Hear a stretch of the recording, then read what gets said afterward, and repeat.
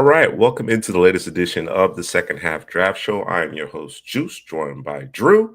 And Drew, it seems like it's been a long time, bro. It seems like it's been a long time since we've done one of these. A lot has happened thus far in the 2025 college football season, which means a lot is happening as it relates to the 2026 NFL Draft. And that's what we do here at the Second Half Draft Show. We look at the NFL Draft through the prism of college football. So, with that said, I think enough football has been played, a lot of the out-of-conference games to this point, where we can start talking about stock up, stock down. And that's the basis of tonight's show. I want to talk about prospects, NFL draft prospects that have helped themselves to this point, and those who may not necessarily have played all that well and have hurt their draft stock as a result. So, Drew, I won't hesitate. I won't waste any more time. We're getting started a little bit later here than typical. So let's jump into a good helping of stock up players here. All right, let's jump into them, man.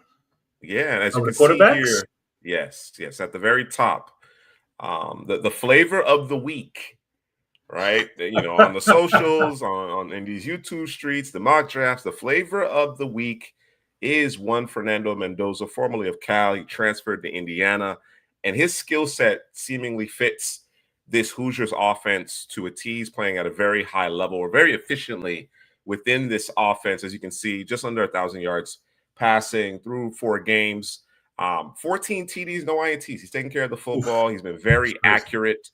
The ball placement has been good. I've seen a handful of those kind of layered NFL type throws. I want to see more of that, but certainly playing at a high level. What are your thoughts on Mendoza? Yeah, I mean, you kind of said it, bro. But so it's a stock up because for me, the boys took it to Illinois. You know what I'm saying? Thought that game was going to be a little tighter than it was, and I think they dropped 63 on them boys.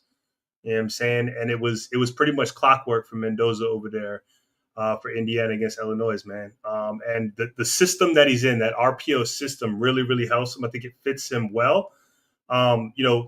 There's an element of that in the NFL. I think there's an uptick in the NFL, but it's not, it's not the main cog in the wheel for NFL offenses. And I think, I want to see him more in a more traditional style offense. I don't know if we're ever going to see that because this is the system they run. It kind of fits what he does, able to get the ball out, rhythm, timing.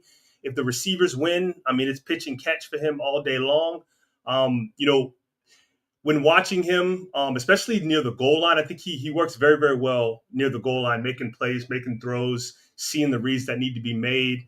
And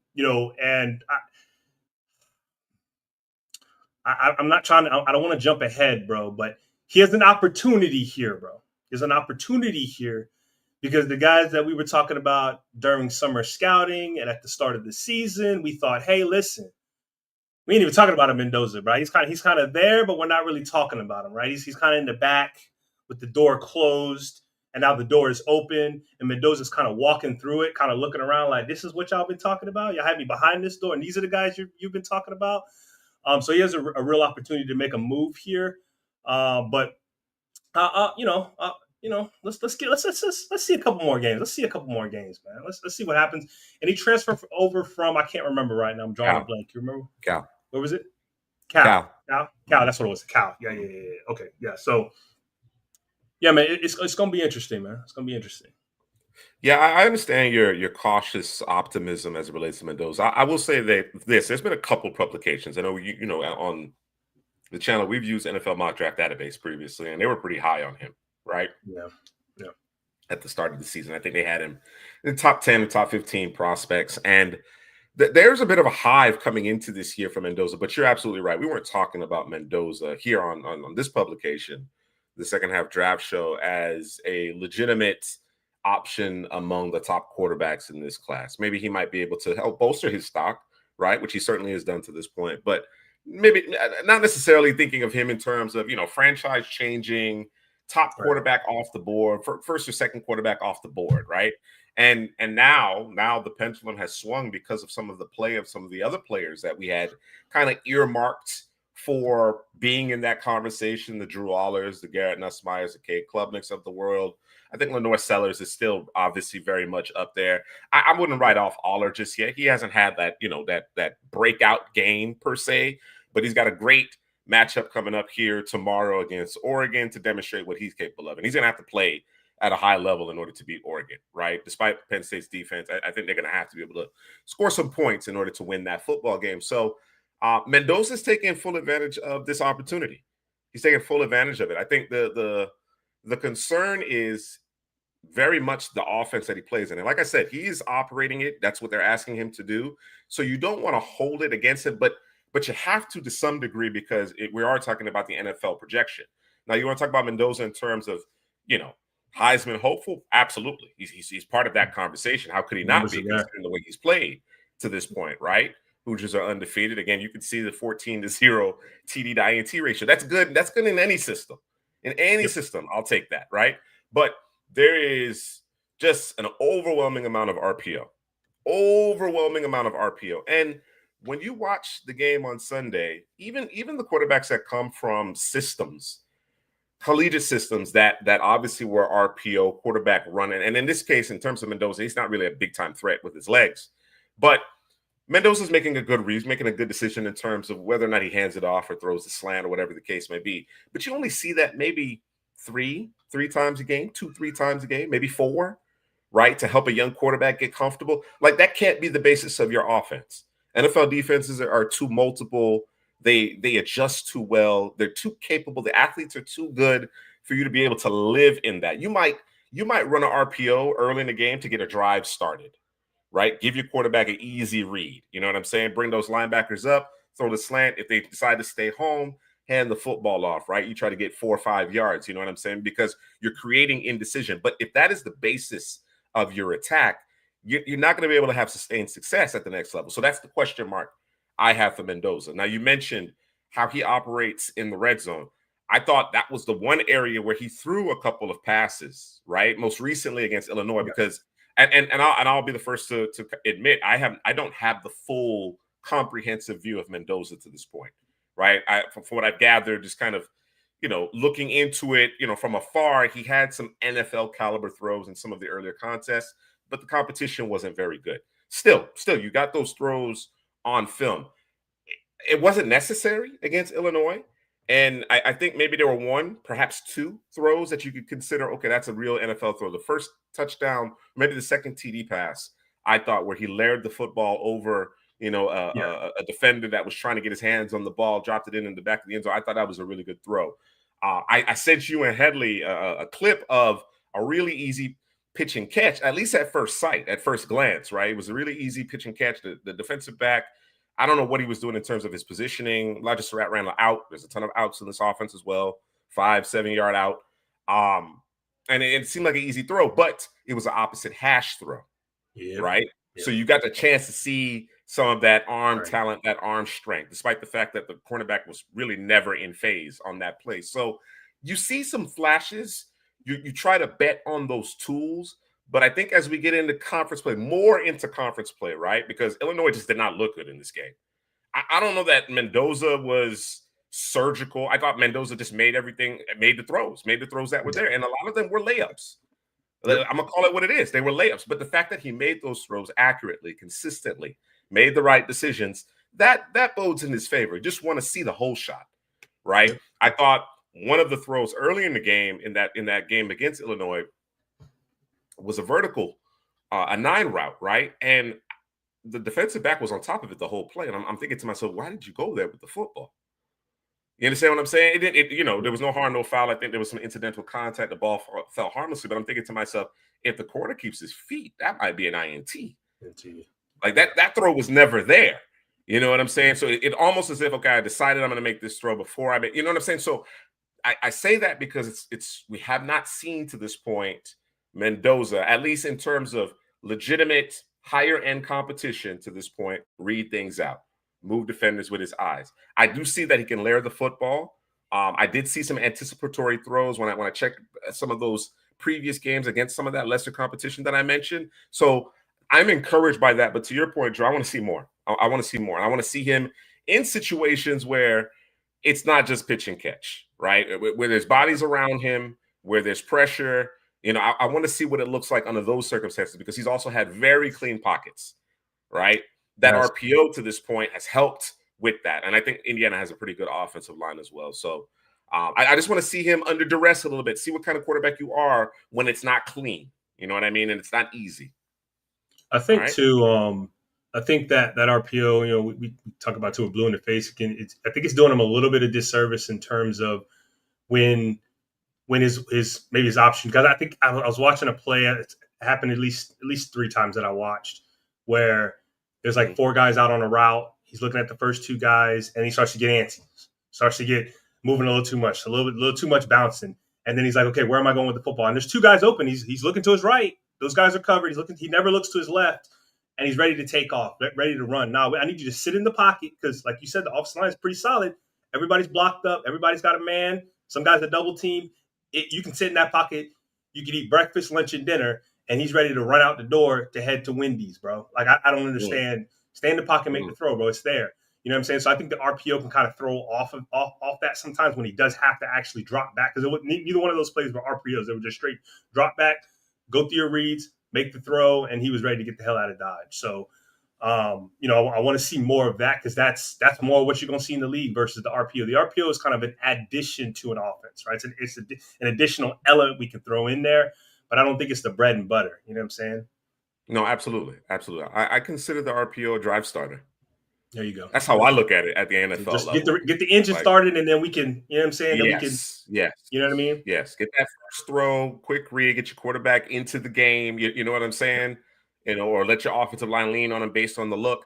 I just it's just difficult to evaluate him and project him to the NFL level considering the type of offense that he's in. I think like I said, I think he's operating this very RPO laden offense at a high level.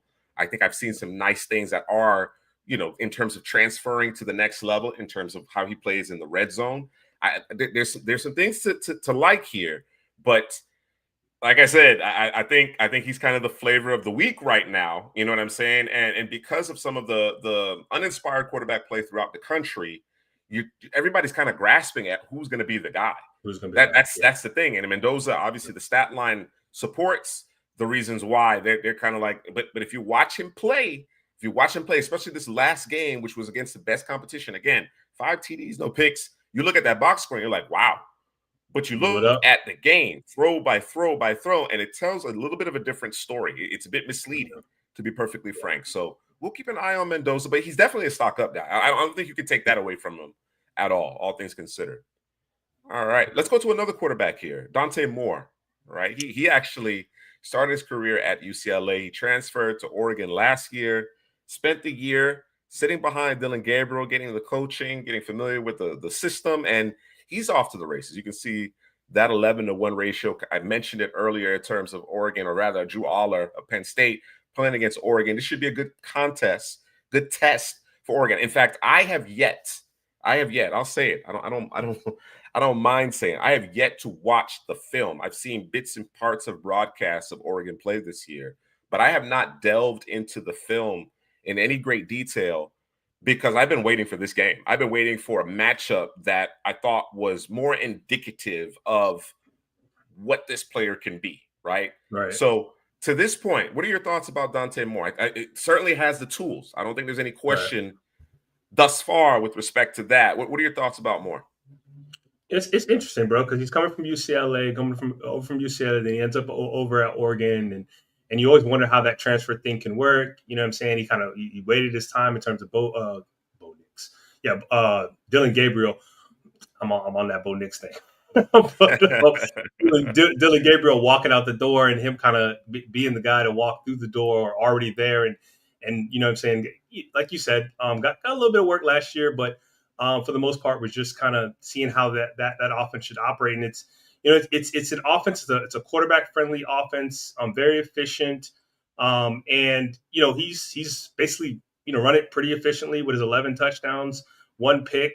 I haven't watched a ton of them because I don't like to watch games where it's the big bad versus the the piglets, bro. Like, it's just not. I don't want to see that, bro. That's not entertaining to me. I might be looking for something maybe specifically or in particular, but in terms of Oregon, I expect what they've done to these past 4 teams is what they were supposed to do to those past 4 teams, right? He's been very efficient, and so like you said, the reason why we got him up here is because, one, you know what I'm saying, he got the 11-to-1 ratio. He is the Oregon quarterback, and he's going up against Penn State. And, you know, can we keep him up here on the stock up?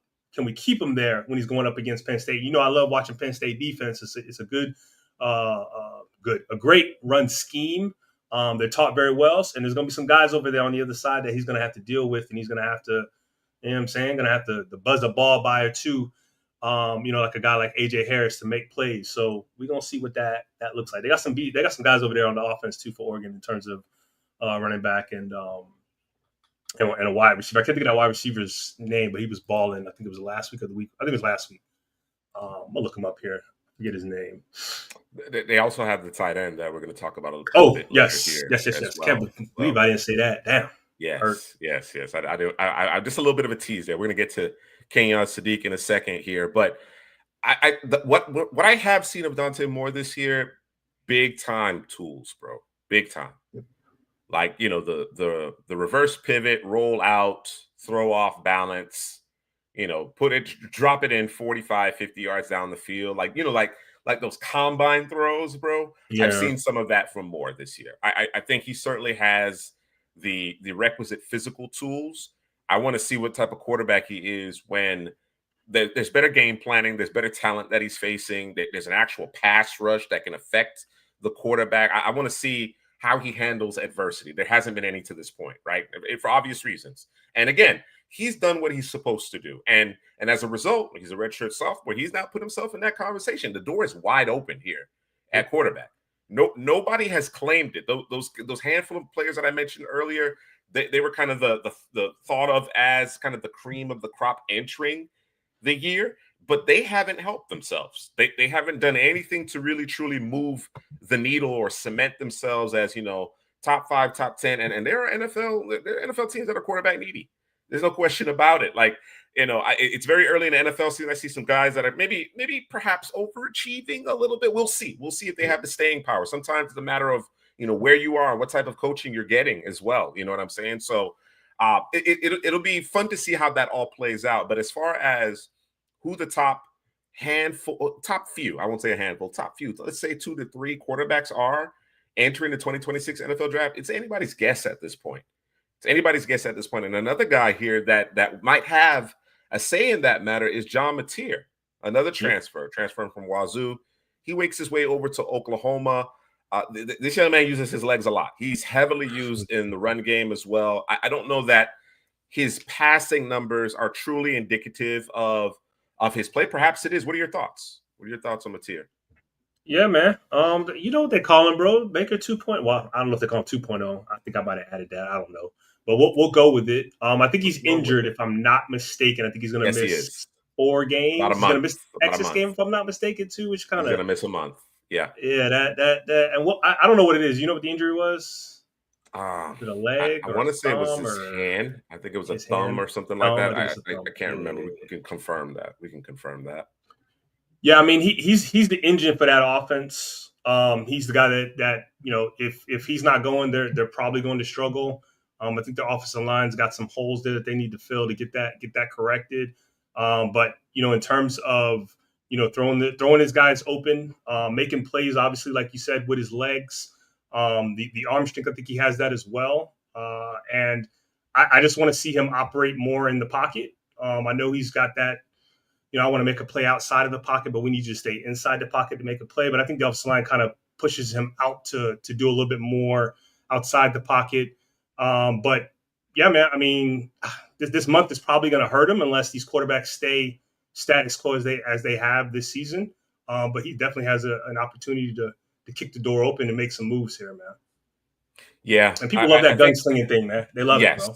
Yes. And the athleticism, the playmaking ability, I think that certainly has helped Mateer to this point. Part of the reason why his stock is up. Oklahoma, obviously, playing fairly well, but the injury does hurt.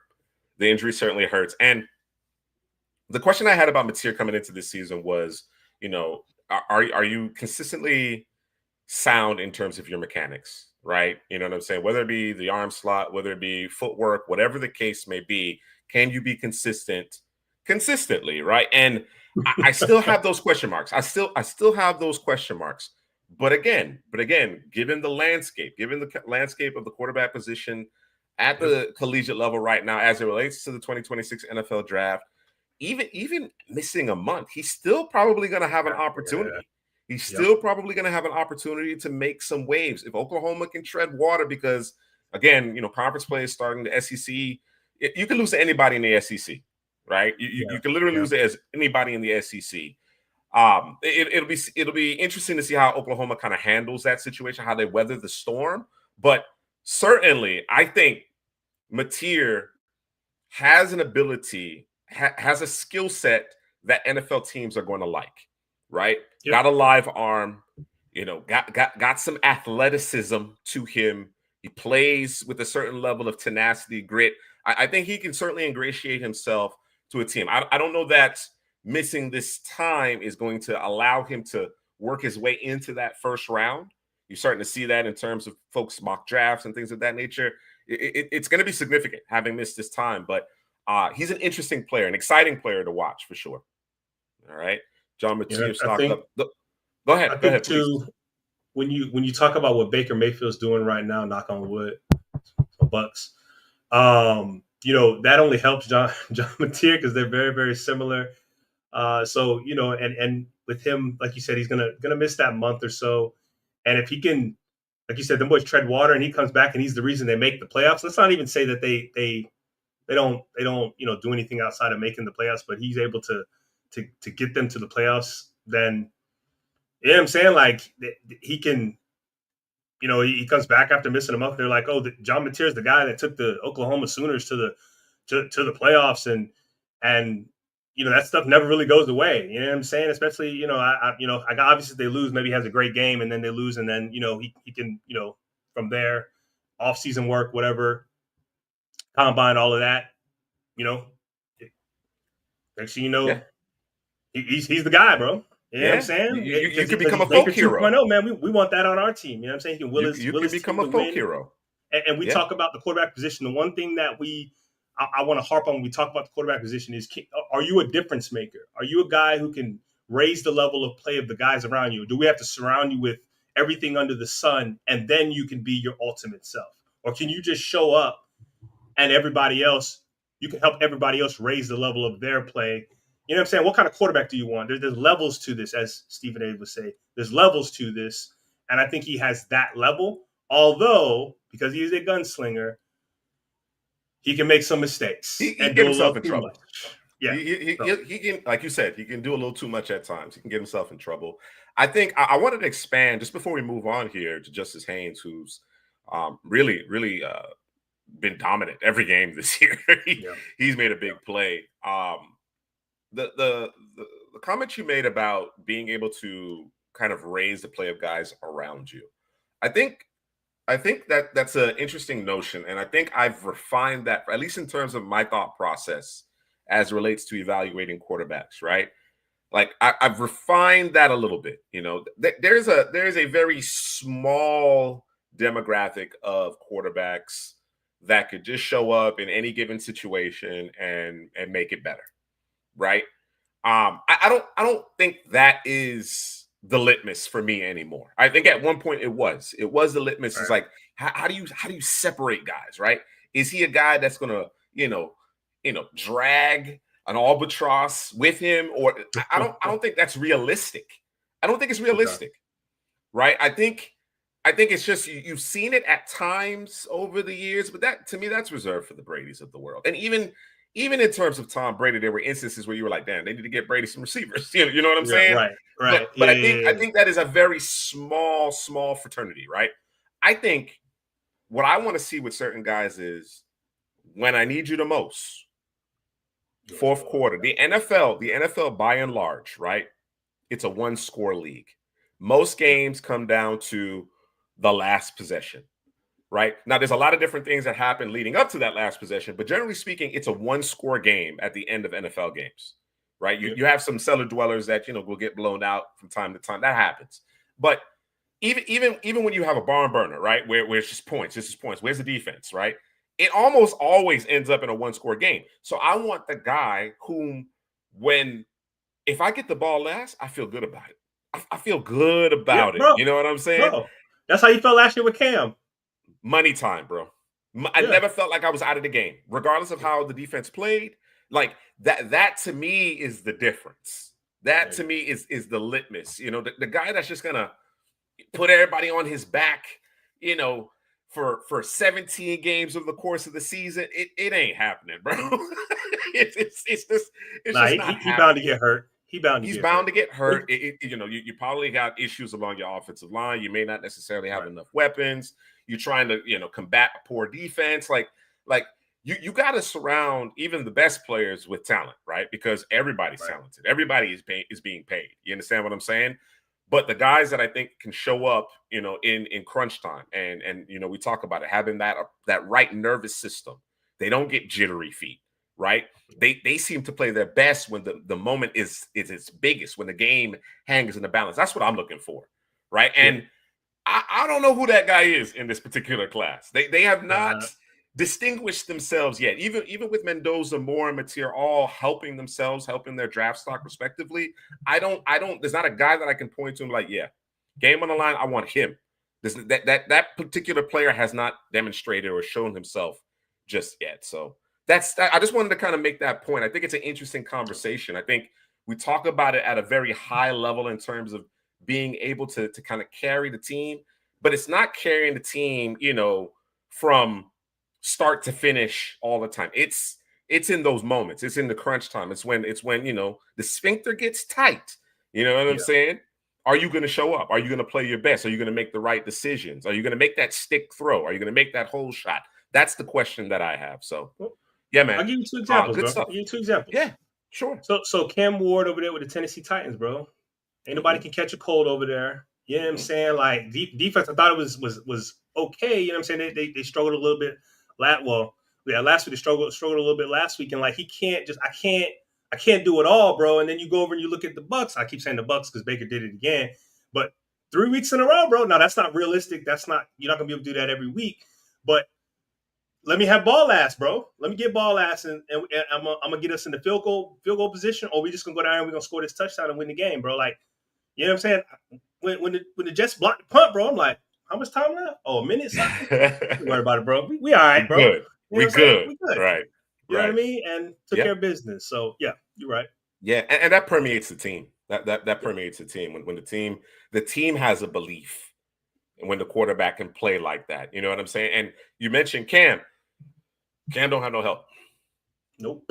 I think Cam has the right nervous system. I think Cam has the temperament. He has all the talent in the world. Cam's going to be a problem if they can get that roster situated there in Tennessee. He's going to be a problem. But it's just there's just too much of a talent disparity right now. And then, of course, he's a young quarterback. He's learning how to play the game at the professional level as well. But I think when it all bears out and all things even, Cam is the type of player, or he hasn't demonstrated at the NFL level. So we'll say that. But he's the reason. That's part of the reason why he was the first overall pick. He demonstrated that in the biggest moments, I'm the man. I want the ball. I'm gonna make a play. Don't worry about it. I got it. You know what I mean? Justice Haynes. All right, he comes in as our first running back among the stock up 2026 NFL draft prospects. What are your thoughts on Haynes, the transfer from Alabama? So this is Headley's guy, bro. And when we were doing the running back, I don't think, if I'm not mistaken, we did our top 10, 15, I forget what it was, running backs.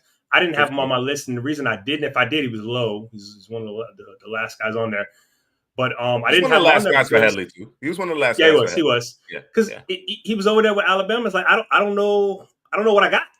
I don't know what I got. You know what I'm saying? And now he's over there with Michigan. It's like, okay, and I think I said it too. I said I think all the brother needed was a chance, bro. Just give him a chance, because I don't think he was. I don't think he was a starting running back for Alabama. Or they were kind of. It was a big time timeshare. Yeah, they weren't feeding him. They weren't feeding him. Yeah, and so now you watch him over there at Michigan, bro. Like, if you miss, bro, he might be headed to the house. Might hit his head on the goalpost. I mean, he's got six touchdowns. I think he's a nice compact runner. I think he's a smart runner. I think he sees. I think he's got great vision. But let's just keep watching him, bro. I think he's got a shot. I think he's a good pass protector as well. But I mean, Michigan's not a bad school to be at to be on this stock up list, and I think his star is only gonna keep rising. But I don't know if he's gonna eclipse the two guys at the top, but he's working his way up the ladder, bro. And by the two guys at the top, who are you referring to? Oh, y'all already know Jeremiah Love and Jonah Coleman. Jonah. Although, you know, I think Jonah Coleman, the hive, I think it's bubbling slowly but surely. But I think there's a ceiling to it because he's not sexy, bro. He's not Jeremiah Love, bro. He's not Justice Haynes when you talk about the explosiveness. But he does everything right as a running back, bro. He's a responsible running back. And sometimes people don't want responsible, bro. They want flash and dash, bro. Coleman's going to have an opportunity to turn some heads. If your head hasn't already been turned, right? Because, you know, we've been on Coleman, since the Arizona days, right? But I think tomorrow against Ohio State is a big game. They're actually at home, if I'm not mistaken. I think you're Ohio right. State is the visitor in that one. I think Coleman has to have a good game. I don't know that he has to light it up necessarily, but I think he needs to have a good game. And I think, you know, we're talking, you know, 3:30 kickoff because, you know, on the West Coast, those are typically late kickoffs. And it's on Saturday. People are either out partying or they, you know, sleep, getting ready for church the next day, right? Mm-hmm. Myself, degenerate that I am, I'm up watching the games. But I think, you know, Jonah Coleman's going to have an opportunity to help himself, really help himself. He's certainly a guy that we like quite a bit. He's the second-ranked running back. But as you mentioned, Justice Haynes, what he's doing at Michigan it's hard to deny how effective he's been every game. And it isn't as if Michigan has like this great balance on offense, right? They do have Bryce Underwood, who's, you know, supremely talented, but clearly a young quarterback, inexperienced, trying to figure it out. You know what I'm saying? Yep. And even in games where it seemed Michigan's offense was stuck in first gear, Justice Haynes was still getting his, bro. Still getting his. You know, there's a likelihood for him to score every time he touches the football. Like you said, he'll hit his head on the goalpost from anywhere, right? And I think when you have that kind of ability to flip the field and put crooked numbers up on the scoreboard, it's hard to deny. It's hard to deny. Like you mentioned it, Headley had him ranked in his top 15, but on the lower end, his arrow is clearly pointing upward here. And I don't know that it's a foregone conclusion about Jeremiah Love, bro. I don't know that it's a foregone conclusion, and it's not an indictment of Love. I just think it's the way that he's used. And plus, the guy that's behind him, Price, is a really good player. He's a really good player. So I don't know. I'm not sure if it's going to be a foregone conclusion that Love will go in the first round. Albeit, I agree, he's the top running back in the class as of this moment. But I think a guy like Haynes could close that gap, right? He may not be able to eclipse the Jeremiah Love, but he continues, 8 yards a pop. Again, conference play about to start. You should be seeing better defenses and so on and so forth. Although they played, some quality teams to this point. They have. It'll be really interesting to see, bro. It'll be really, really interesting to see how Haynes continues to play this season and how that whole running back, hierarchy kind of plays out. But Justice Haynes certainly is a stock up player here ahead of the 2026 NFL draft through 4 weeks of the 2025 college football season. All right, let's keep it going. We got quite a few stock up players here. One that you may not necessarily be all that familiar with, Drew, is Robert Henry Jr. He actually leads the FBS in rushing with 624 yards. You can see the very eye-popping average of 9.2 yards per carry, 7 TDs. He's had a touchdown of at least 74 yards in every game this year. Right. Yeah, and he tore Texas A&M a new one. And I started to watch him. And I'm like, oh, okay. So you cutting up. And I think that burst and acceleration, it might be elite. I don't think his long speed is elite, but it's good enough. Right. It's good enough. He can, like I said, you got plenty of speed if you can score from 70 yards out every week. You got plenty of speed. I also think he helps out in the passing game. He pass protects. So this is a player that I'm going to continue to keep my eye on. I wasn't terribly familiar with him prior to that matchup against Texas A&M earlier this year. Went back and I'm just kind of looking at some of what I could find of him. And, even in a kind of a timeshare last year, had a really good game against Texas. Texas couldn't get him on the ground. You know what I mean? So this is a player that I think everybody should be aware of in a bit of a class that's kind of open, beyond the Jeremiah Loves of the world. Of course, you got Justice Haynes now making a bid for, wherever he will land in that hierarchy. But most certainly, Robert Henry's a name that everybody needs to be thinking about in terms of these running backs to see how he continues to play throughout the season. Mekhi Lemon comes in as one of the receivers here that we are considering stock up in terms of their 2026 NFL draft stock. And he's off to a torrid start, bro. Jacoby Lane, your guy, got hurt. And Mekhi Lemon has picked up the slack. I mean, he obviously was very highly thought of here at Couch Potato General Manager second half draft show. Headley had him as his second-ranked receiver just behind Jordan Tyson. Mekhi Lemon, bro, I don't know how much you've watched of him this year, but he's a problem, bro. Headley said it before, and it seems like kind of like an easy or lazy comp. No, but it makes a ton of sense. You see St. Brown. You see Amon-Ra St. Brown in Mekhi Lemon's game. Inside, outside, does all the dirty work, extra route running, makes plays after the catch. A lot to like about Mekhi Lemon, and I think he's definitely got a shot to be the second receiver off the board. What are your thoughts, Drew? Yeah, I don't disagree, bro. And he just knows how to get open, bro. Hey, that's one of the biggest responsibilities as a receiver is, can you create separation? Can you get open, zone man, big corner, small corner, safety? Like, it doesn't matter who the defender is. Can you create space so the quarterback can get you the football? And he can do that, bro. And he can do that in spades. And as soon as a guy goes down in a Jacoby Lane, his number, I mean, not that his numbers weren't already going up, but his numbers go up, bro. Like, you know what I'm saying? And like you said, he'll do the dirty work. So, I mean, it doesn't surprise me at all, bro. At all. It wouldn't surprise me that his numbers are higher because he can play inside and outside. He's going to dominate in the slot, but he can play outside as well. So, and he's a smart headsy player. He understands what he's looking at when he's running his routes. To stop in the zone or to keep running through the zone to create that opening space for the quarterback. And right as I think USC, if I'm not mistaken, they're undefeated, right? Not that they were playing world beaters or anything like that. But I think they play Illinois this week, so that's going to be, hopefully Illinois bounces back. But that'll be an interesting game to watch as well. I think that's a noon game, so that's a little early for them. But yeah, bro. I mean, wouldn't surprise me. Everybody's kind of trying to figure out who's going to be. I mean, I guess as of right now, receiver one is Jordan Tyson, and so now it's receiver 2 and 3 and 4. So everybody's trying to figure out who those guys are. And right now, I would probably slot him in right now as wide receiver 2. Yeah, I do want a guy a little bit bigger of a guy, a little taller of a guy. But I get it. You know what I mean? Again, can you create separation? Do you do the dirty? And if you're a smaller receiver, do you do the dirty work? Yup. Box check.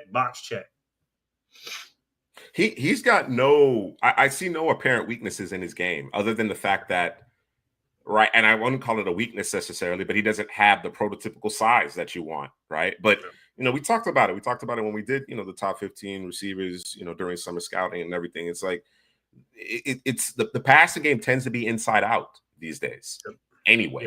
And I wouldn't even pigeonhole Lemon. I think he'll make a handsome living in the NFL working in the slot, right? He's going to be a problem there because he blocks. He does it all. But he has the ability. He has the ability to play outside the numbers. He can stack defensive backs, right? He can threaten guys vertically. He's an excellent football player, bro. He really is. And I don't know that the masses have that appreciation because he plays out west, right? And he's not Jacoby Lane size. You understand what I'm saying? He doesn't have that prototypical frame that everyone covets. But I just in terms of effectiveness, in terms of being exactly where he needs to be, catching the football, consistency, it's hard to argue with Mekhi Lemon. He's clear stock up player here. I'm watching this FSU game. FSU just tied it up, bro. They did. Castellanos made a play. And you know what, bro? I'm watching this. I'm like, bro, why you let Castellanos get out the pocket, bro? He not going to beat you from the pocket. Bro, we say this every week though, bro. Like what these quarterbacks that keep them, don't be selfish. Just do your job, bro. Much rushing. My goodness, like, And I think that was fourth down too. It's a crazy. No, it was 4th and goal. It was 4th and goal, and I think I don't know if maybe the Cavaliers wanted to save their timeouts, whatever the case may be. But in my mind, I'm gonna get a look at what you're gonna do offensively, and I'm gonna call a timeout. You know what I'm saying? And I'm gonna tell my defensive line, I'm gonna tell them, look, keep him in the pocket. Whatever you do, keep him in the pocket. Don't let him use his legs. Not just in terms of him as a ball carrier, but don't let him extend the play. Yeah, right. And keep it alive and give his receivers a chance to redirect and break free or whatever the case may be. And they screwed the pooch. So we'll see how this one ends. But we get back to these stock ups, man, and Denzel Boston. I mentioned the Huskies. We talked about Jonah Coleman a little bit. Denzel Boston was another player that you and Helly liked quite a bit coming into this season, and he's playing at a high level. Your thoughts on Boston? Yeah, and I think I'm gonna see if I can find it, but I think it was a PFF stat. He was like 3rd ranking in something on the PFF. I don't know if it was receivers just in general.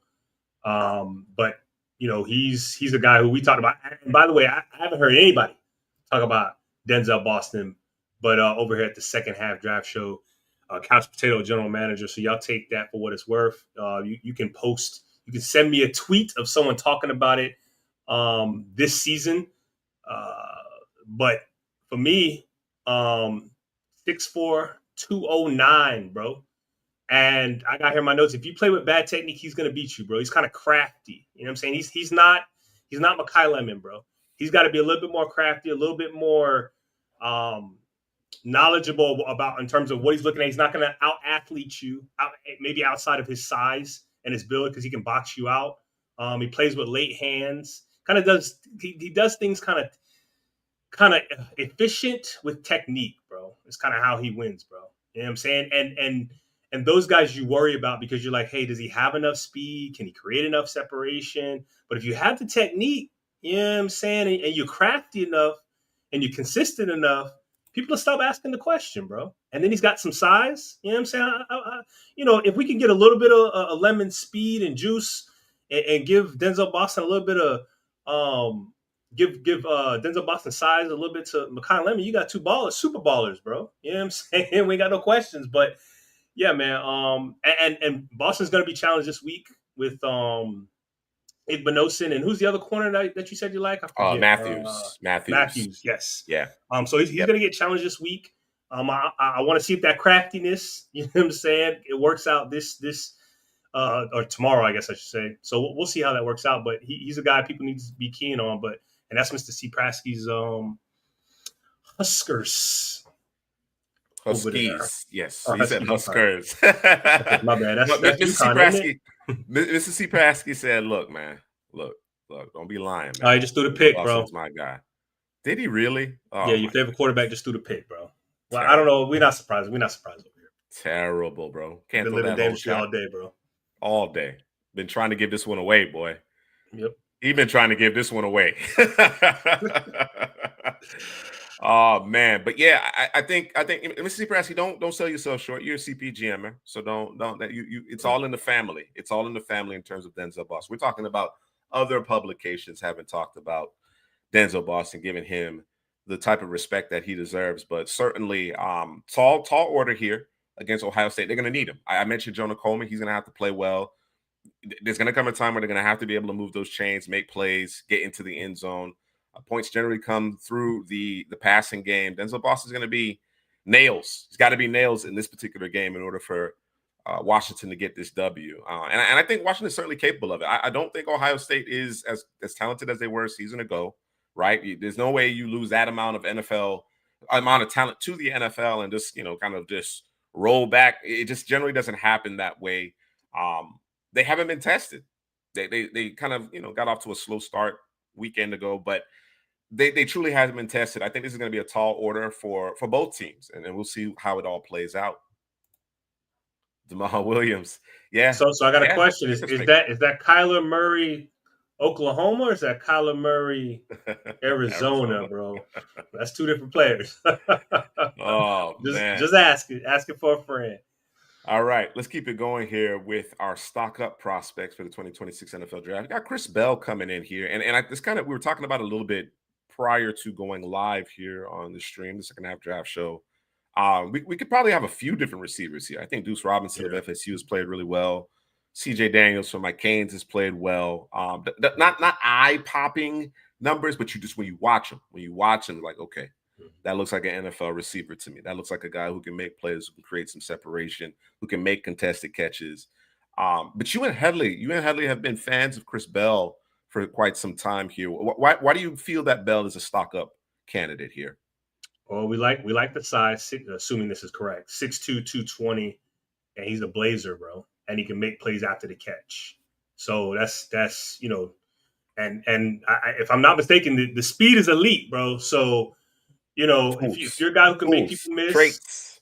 You know what I'm saying? Like, you can't teach speed. So, and he's got some size to him. So, and you've seen it on tape here and there. You obviously want to see him get into the end zone a little bit more there. So, it's early in the season, so we'll see how that turns out. But he's a playmaker, bro. Just get him the football, let him do his thing. All right.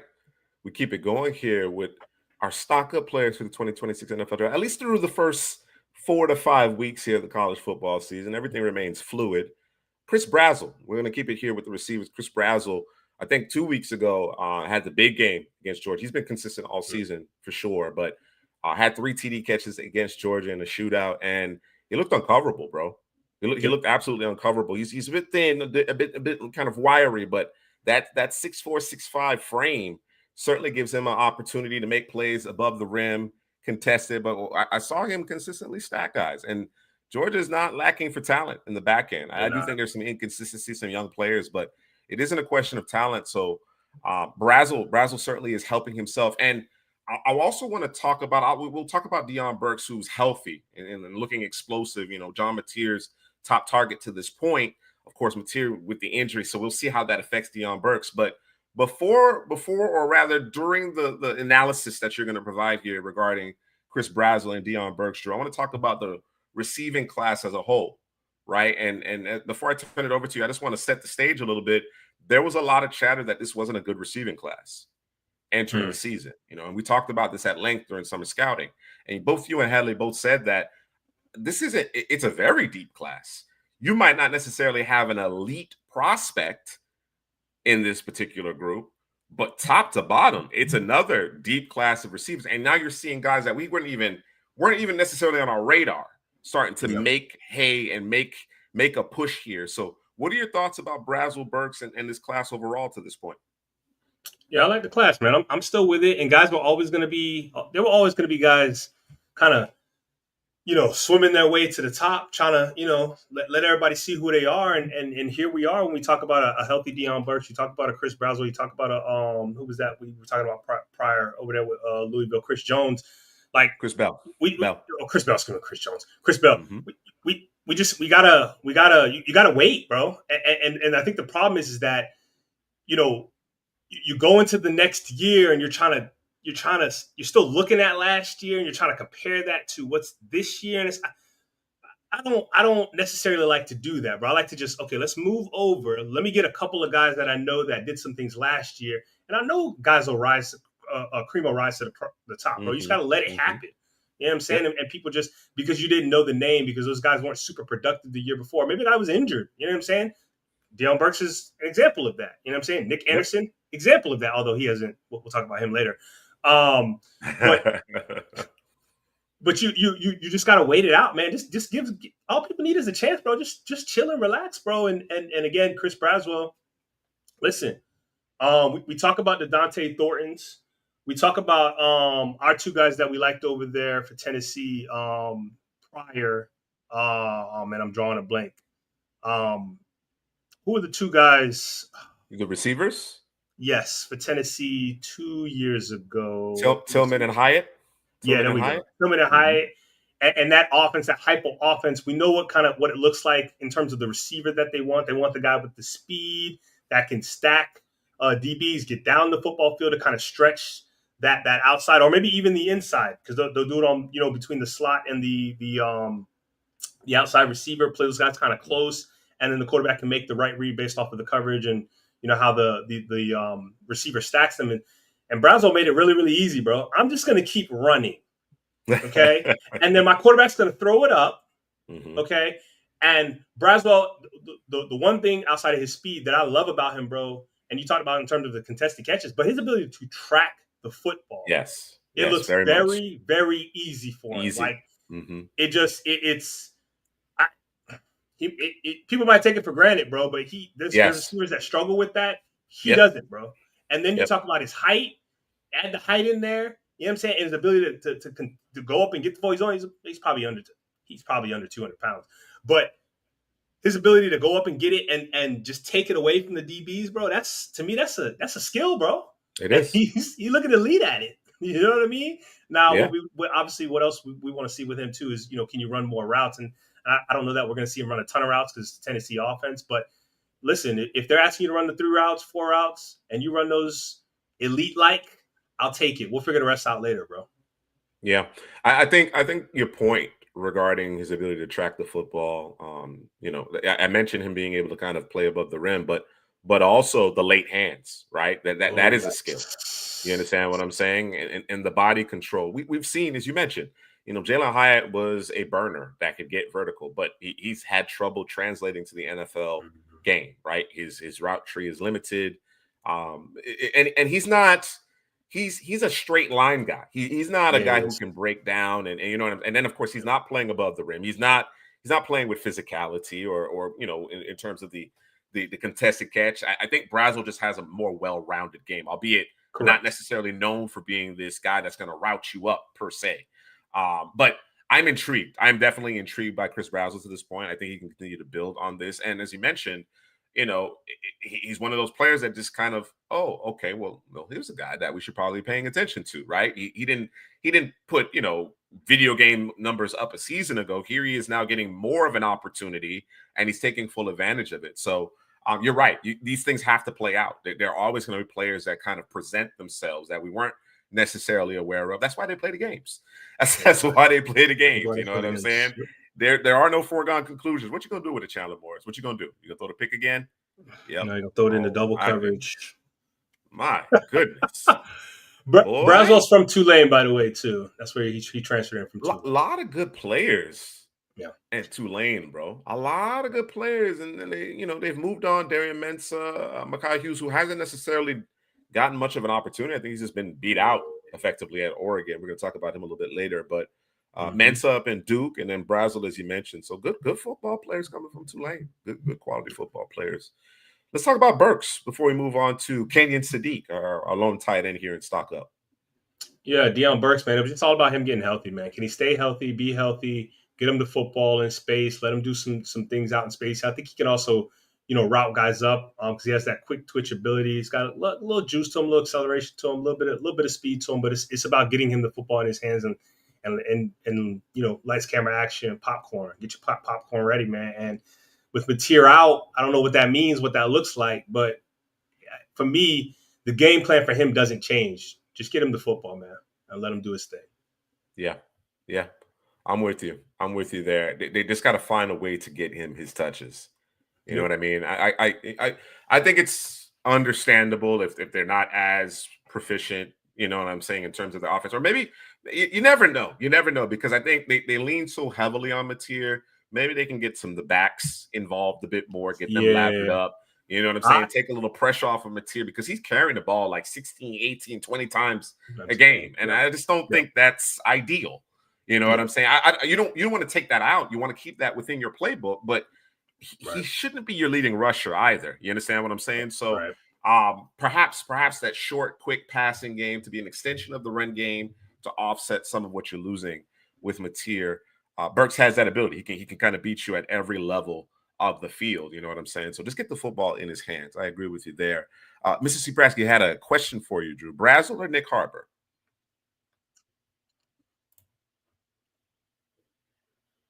I'm gonna take Brazel right now. Brazel right now. So clearly Brazel doesn't have the pedigree that Nick Harbor has, but Brazel is a more polished receiver. He's definitely a more polished receiver, and I can certainly understand why you would lean that way. Lenore Sellers coming back from the concussion. I want to see if Harbor can continue to grow and develop because, of course, the tools that Nick Harbor has, nobody else has those. Literally, nobody else has those. So Harbor is incredibly intriguing, but I think if you're expecting a guy to make an immediate impact, or who you think would best have the ability to make an impact at the next level as of this moment, it would be Brazel. I think maybe, considering his frame, I don't know if he possesses the strength that you would expect of a receiver as tall as him. So that might be one of the detractors there. But certainly Brazel's a more polished receiver than Harbor right now. Nick Harbor's just a special athlete. We'll see if he continues to develop as a receiver. All right. Kenyon Sadiq is our final offensive player here in this Stock Up episode of the second half draft show. And Drew, Headley talked about him ad nauseum throughout summer scouting. You as well. You can see he's making plays. He hasn't had a ton of opportunities, but 9 receptions, 155 yards, and 3 TDs. I mean, 17 yards per reception at the tight end position. And then you see what he's doing in line as a blocker, as a run blocker, bro. Like, you said it now. Hadley was talking about him, ranked him very high, as a prospect that would be picked towards the end of the first round. You feel like he's a top 10 pick in this draft class. Why is that?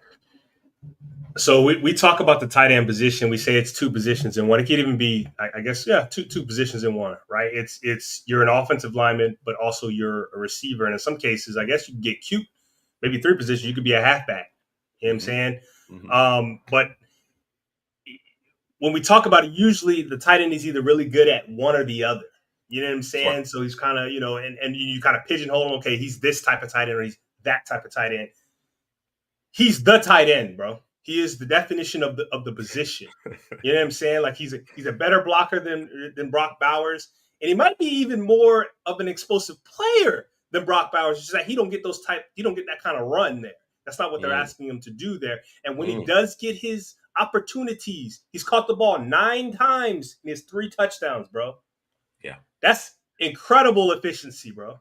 Like, and when we talk about blocking, I'm not talking about, I'm just trying to get in the way type stuff. No, I'm talking about, I'm looking to put you in the rafters. I'm taking you to the end zone with me, bro. And then I'm going to plant you, I'm going to pancake you. Like, he different, bro. He different. We talk about Caleb Downs, okay? We talk about Jeremiah Smith. We talking about the guys at the top of their positions that are elite and special, bro. He has the opportunity. He doesn't have the production. But again, what is he doing with what he gets? A whole hell of a lot, bro. Yeah. I think you guys did a great job with Sadiq in terms of evaluating him because Terrence Ferguson was a big part of that offense a season ago. Yep. Right. He goes to the Senior Bowl, has a good Senior Bowl. I think he was the 2nd or 3rd tight end off the board, or maybe the 3rd tight end off the board. Thereabouts, right? 3rd, 4th tight end off the board. Good player. And you just didn't get a chance to see a lot of Sadiq a season ago, but you guys saw it, like the little that you did see, and just the tools, the attributes that he possessed. You guys were bullish on him coming into this season, and I had not really. Again, as I mentioned, I haven't watched a lot of Oregon. I certainly didn't see a lot of Sadiq, right? Because he just wasn't used heavily. He was behind Ferguson. But the more and more I see of him, it's hard not to get excited about the fact that, so you are one of those guys. You're not just a guy. You're one of those guys because I see it every year. There are a lot of tight ends, drafted, undrafted, otherwise, that end up on NFL rosters because of the utility of the position. You mentioned it. You play receiver, you play offensive line, you play halfback, you're a lead blocker, you're personal protector in special teams. You do all of these different roles. So a lot of teams don't have a fullback. What they do is they carry 4 tight ends. You know what I'm saying? And I think the hallmark of some of the very best tight ends is the fact that they can do it all. That they're not necessarily just a one trick pony as it relates to being an inline blocker or being a weapon in the passing game, right?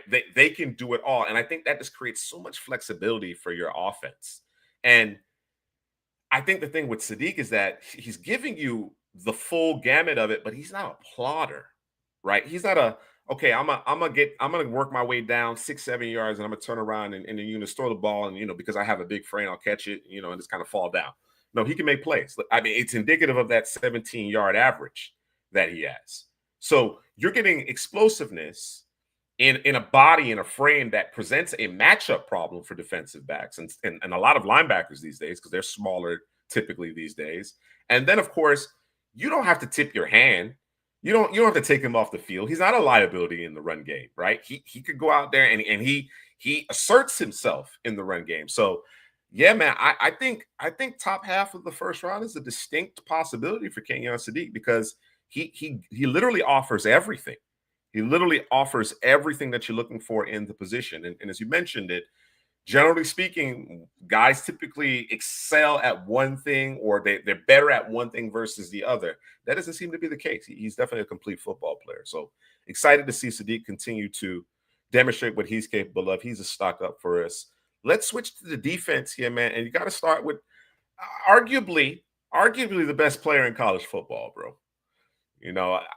Listen, Caleb Downs has done nothing to suggest that he isn't perhaps the best player in the country, but Ruben Bain has done a lot to make his case for best player in the country. And we talked about it, considering the position and the fact that we're just not sure about this quarterback class, despite some new names kind of entering the fray. Ruben Bain could be the first pick in this draft. Be the very first selection in this draft. And Drew, you can see the numbers here, man, but it just doesn't do him. It doesn't do him justice. It just doesn't do him justice. That right there looks like he played defensive tackle, bro. Like, you know what I'm saying? Like, he's a D tackle. You know how the D tackles, they cause a bunch of disruption. They destroy things. They ruin plays. Mm-hmm. He's doing that at the edge, bro. And quarterbacks are getting rid of the football before he can make the play, bro. Like, the play's over. He's there. The play's over. You know what I'm saying? Incomplete pass. He's not able to get the numbers, bro. For whatever reason, it's not his fault. He's a finisher. Listen.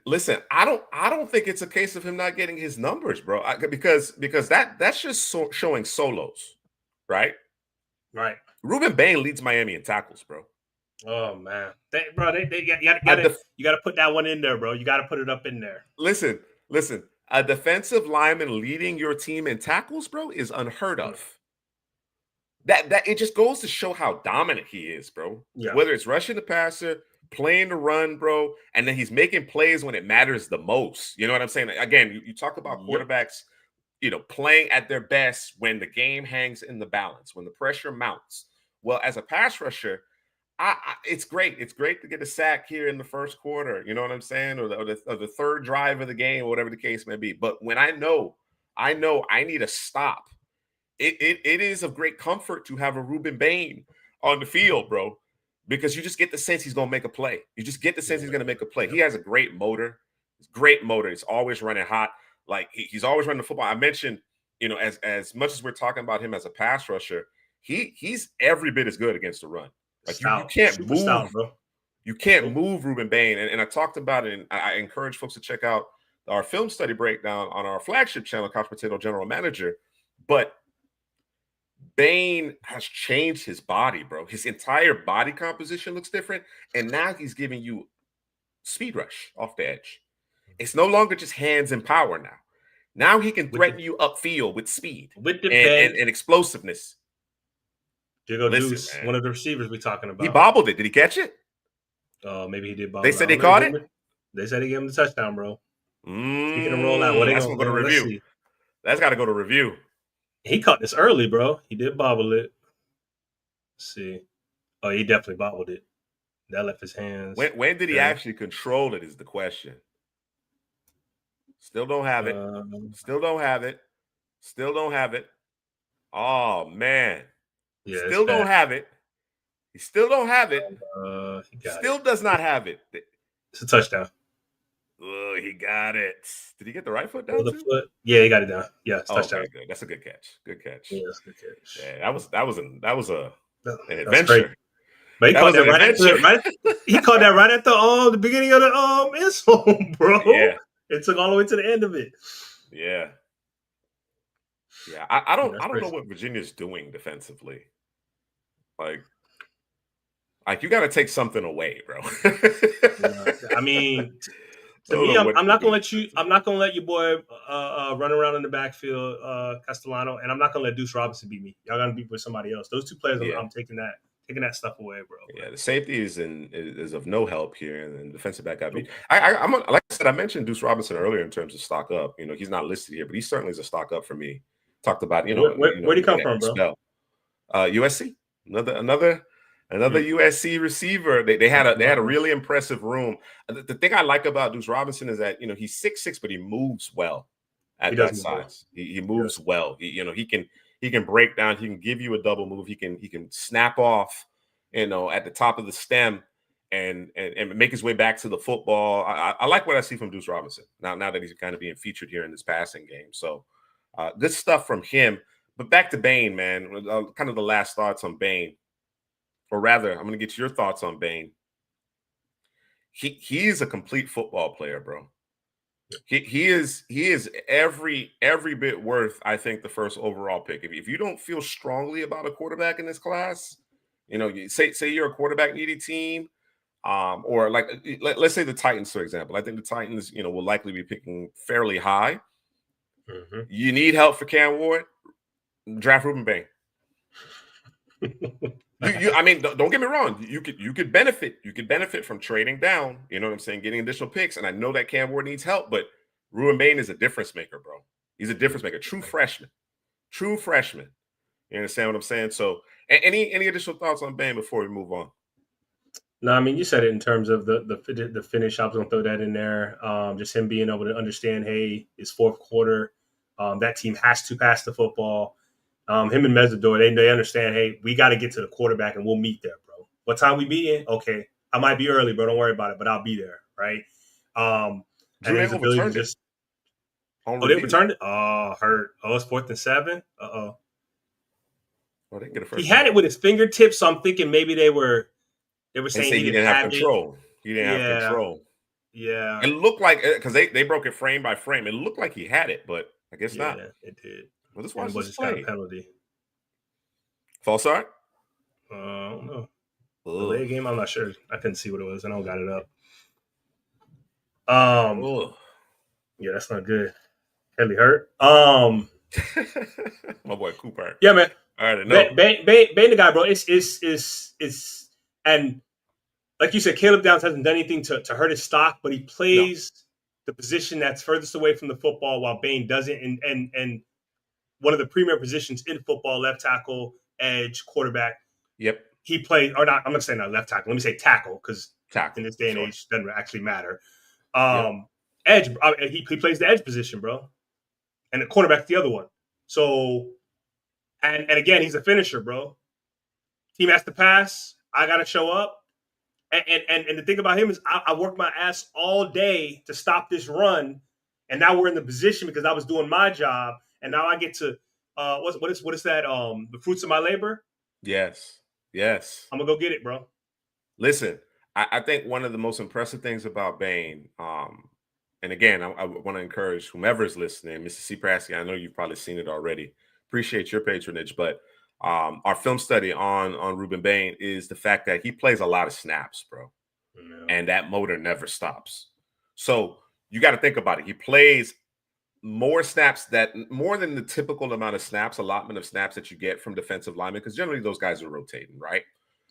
It isn't to say that he doesn't get a breather here and there, but he plays a lot of snaps.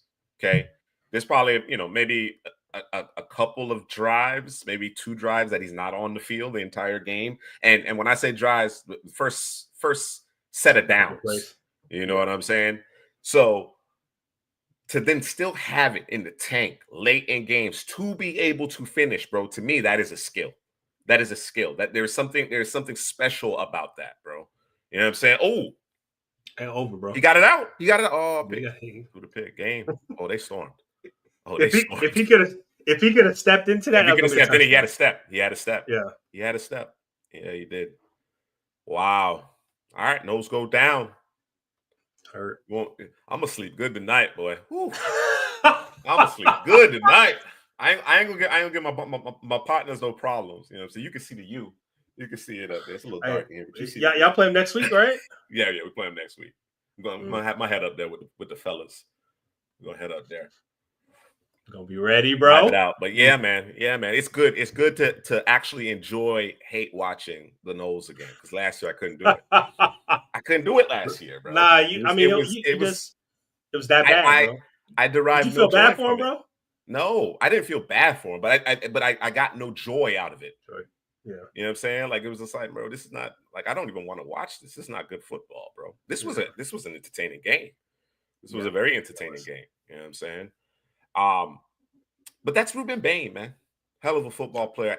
And you know what, Drew? Another stock up. His teammate on the other side, man. I don't think enough people are talking about him. Mesidor, bro. Yeah, bro. Listen. He not getting the love because of Bain, but I think he'll be just fine. He's gonna be just fine. Man, listen.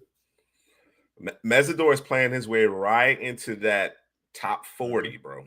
He's playing his way right into that top 40. And listen, I guess what probably is most impressive about Bain and Mesidor is that they look super explosive. They did not look that way a season ago. They both dealt with injuries last year. I think they both carried more weight last year. They came back. They're in phenomenal shape. And Mesidor is every bit the closer that Bain has become, bro. Every bit. In fact, they'll reduce Mesidor down, let him play 3 tech. So they're doing this thing now with Jason Taylor. The only defensive coach that Mario Cristobal retained, bro. Kept him for good reason, because I'm actually seeing the coaching from Jason Taylor in his players now, bro. I had not seen it prior to this year. I'm seeing it now, bro. Like, they are bending, bro. They're coming off that ball like a ball of fire, and now they're bending. They're flattening out to the quarterback. Mesidor will line up in a 3 tech with Bain out at the wide 9, and they'll send both of them. Man, listen. Mesidor deserves a lot of love, and he's very deserving of being a stock up, because he oftentimes is beating Bain to the quarterback. Boy, he is 100%. Bain's like a step behind, a half a step behind, bro. And Mesidor's already in there, bro. Yeah, and Mesidor's already there, bro. So yeah, when you're able to win your one-on-ones like that, whether it be inside, outside, left or right side, and that's the expectation when you're playing opposite Bain, is that, listen, you got to win your one-on-ones. You're going to get those opportunities, so you need to make a play. And Mesidor is doing that. He's doing that. He's helped himself a lot. His stock is certainly up. R. Mason Thomas, Drew, another ball of fire off the edge. Different body type. He's more of that tweener type. Mesidor and Bain are certainly bigger defensive ends, but R. Mason Thomas is a difference maker as well for Oklahoma. Yeah, he played a hell of a game last week, going up against Auburn, coming off the edge, making plays. I think he's the one who got the safety, if I'm not mistaken. But his ability to just make contact first, obviously he understands, hey, I'm a little bit of a smaller player that, like you were saying, that tweener, so I got to make contact first. Speed to power, he works through it. He's got a little bend to him as well, explosiveness, and he can drop into coverage. They can get cute with him, but he's another guy that got to keep your eye on. Always worry about him in terms of defending the run. And I don't think he's bad at it, but anytime you say tweener, you kind of, can he do it? You know what I'm saying? Can you survive? Can you survive and make a play or two in the run game? That's all we're looking for as a tweener, bro. We don't need you to Akeem Mesidor it. We don't need you to Ruben Bain it. We need you to stay healthy, because we do need you in the pass rush game. And again, when they need a guy to show up, when we talk about Bain, we talk about Mesidor in terms of, can you close this thing out? He's one of those guys that can do that, bro. When the lights are bright, it's 4th down, he'll show up. Number 32 for Oklahoma will show up, bro. And you know what? Our next edge rusher here, a guy that we really like, very high on coming into the season. I think folks are starting to get a sense of who he is across the industry. Cassius Howe, I think that's the question that he has to answer. I think that's one of the questions that he has to answer. One of them, right? I think the other is, how do you hold up against the run? Are you able to set that physical edge on a consistent basis? But Howell is very talented. You and Headley talked about the difficulty that he presents for offensive linemen to kind of stay in front of him, because he's so agile, right? Thomas, Howell, David Bailey, they're all, in that 240 to 250 range, twitchy, much more twitchy. Although, like I said, Mesidor and Bain are starting to look like Jason Taylor. That you can see his fingerprints all over them now. But these guys are really the twitchy, bendy types, explosive type, speed, and then some more speed, right? Movement.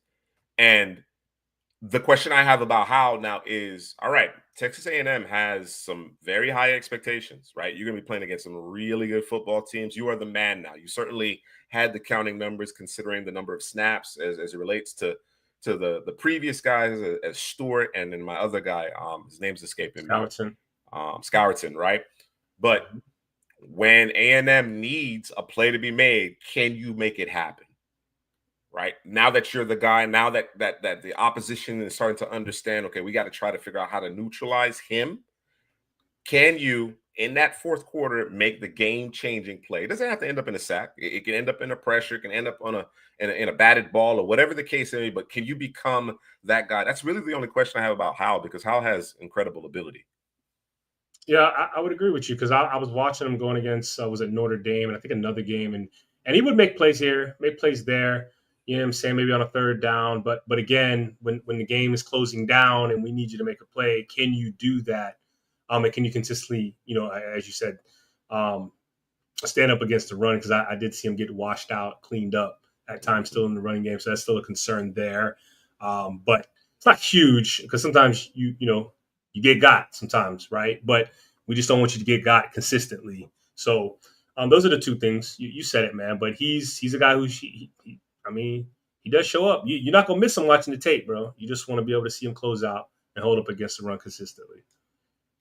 David Bailey is another edge, perhaps the top edge coming into this season here at Couch Potato General Manager. From a consensus perspective, he transfers from Stanford. I know, that tape infuriates you because of just the usage. You're not good enough, Stanford, to have David Bailey not on the field on a consistent basis. You're just not good enough. I don't know what you're thinking. You don't have that kind of depth. David Bailey makes a good decision here, transfers to Texas Tech, and he's off to a hot start with his teammate Romello Height. And I'm not sure if I got Height in here, but he certainly is another stock-up player. But Bailey, as you mentioned, during summer scouting, difference maker. Just needs the opportunities, just needs the reps. You understand what I'm saying? And again, it didn't make any sense the way he was being deployed by Stanford. He's making hay here in Texas, in Lubbock specifically. What are your thoughts on Bailey? Yeah, bro. For me, he's an outside linebacker in a 3-4 system. And to me, there's nothing he can't do from the position, bro. Right? Obviously, on third downs and things like that, you probably want him coming off the edge on a consistent basis, especially in predictable passing situations. Let me say it that way. But he's a guy who can drop back into coverage. He can run with some tight ends. He's super athletic. I'm wondering what those testing numbers will look like. I guess we'll figure that out when the time comes. But I'm waiting for these guys to get into some conference play and to play some bigger teams, so we can people can really start talking about him, because I don't think they're getting the level there at Texas Tech as they should be, and for obvious reasons, because they weren't that good last year. Haven't been good in a while. Let me say it that way. And people, I think, kind of look at Texas Tech in a particular way, and I think that needs to, whatever that was back in the day, needs to go, because this is a completely different football team, both on offense and on defense, especially defense. That was so. There's been some eras throughout the years in terms of Big 12 football, right? There was an era where they played some physical defense out in the Big 12, right? And then they played no defense for a while, for a long time, bro. For an extended period had the ball of time. Last type stuff. Yes, you know what I'm saying? Yes. And I think perhaps the pendulum is swinging back to there being more balance between offense and defense among these Big 12 teams. But Texas Tech has a talented roster. They hit the portal hard. They've amassed quite a bit of talent, and David Bailey is really at the tip of the spear among that group. His teammate Romello Height, I think, presents a different frame and is probably getting maybe even a little bit more buzz. Maybe even a little bit more buzz because of that, because of those physical traits. But I think Bailey is the better player to this point. And I think the masses are starting to catch on. We've talked about NFL mock draft database. Every time you check, you say, oh, they moved Bailey up a little bit more, and he's creeping up a little bit more, a little bit. Come on with it, baby. Come on with it. You know what I'm saying? Get on board, and I think obviously having made this transition to Lubbock certainly will help as far as the stock. It's already on the rise. So that's David Bailey. There he is. I mentioned Romello Height. Let's talk about Romello Height. Yeah, man. He's longer frame. He's got that what I call it that wingspan, the pterodactyl. That pterodactyl. He has some that spider attack, that quickness in terms of getting his hands on the offensive lineman first. He's already long, so that's already an issue for offensive linemen to deal with him.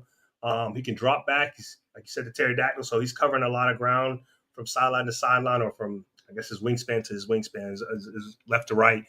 But yeah, man, like you said, he's a little bit different than Bailey, but you know, he's solid, and I gotta watch more Texas Tech. I don't like watching when they play the Ducks, bro.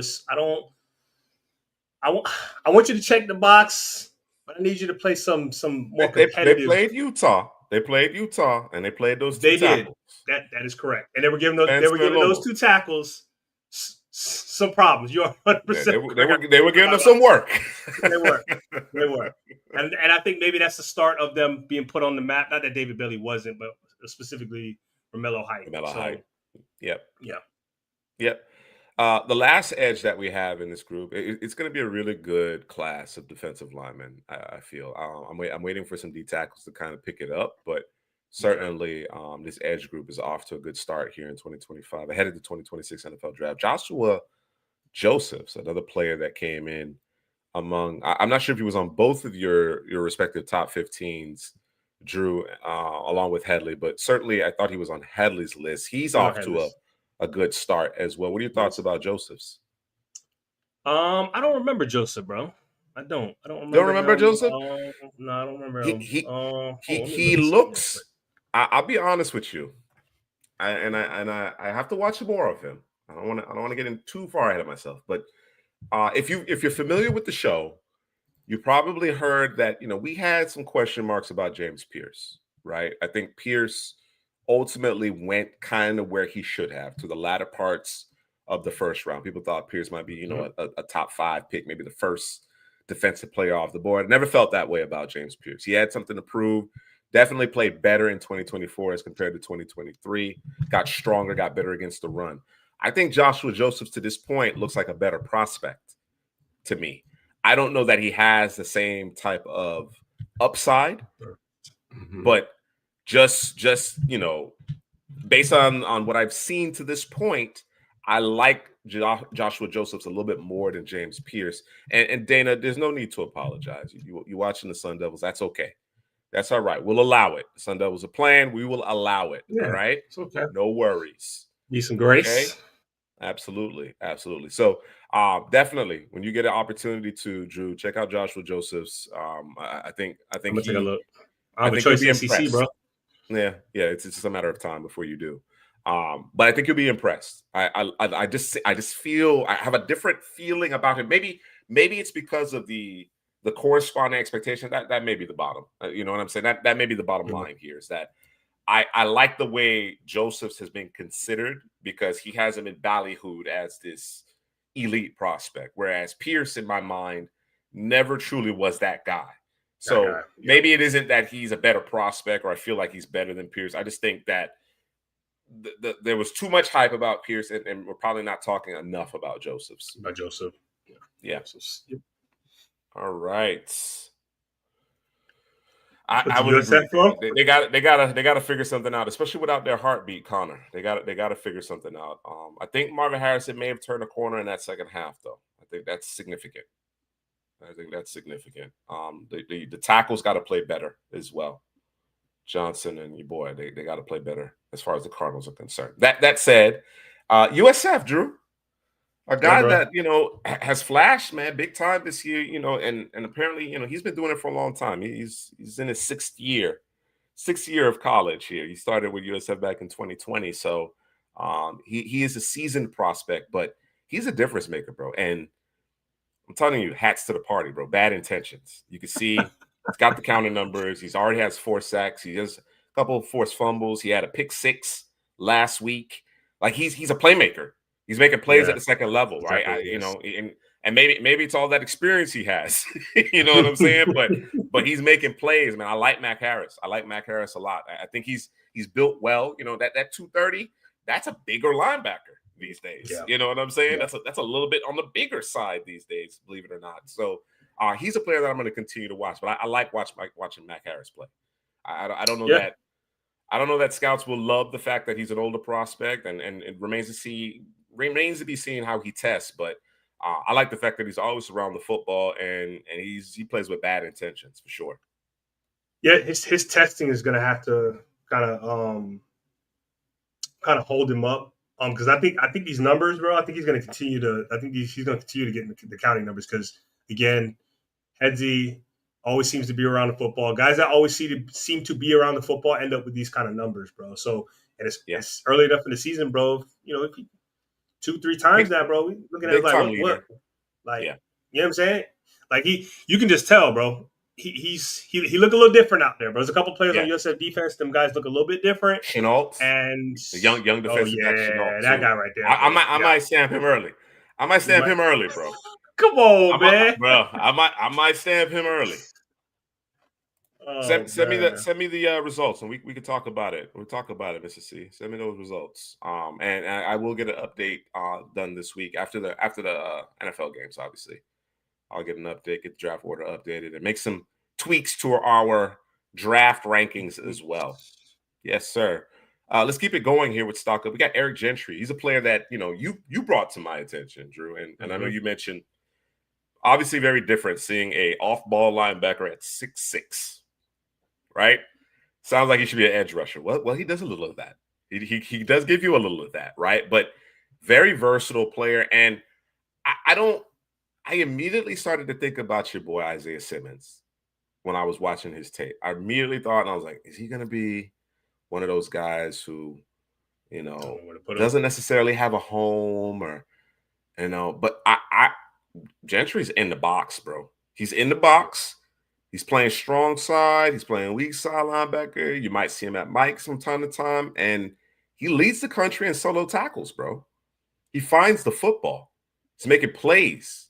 He's getting to the quarterback. Like, I'm impressed. I'm impressed. Like, you just generally don't see a guy that tall with that kind of length move the way he does.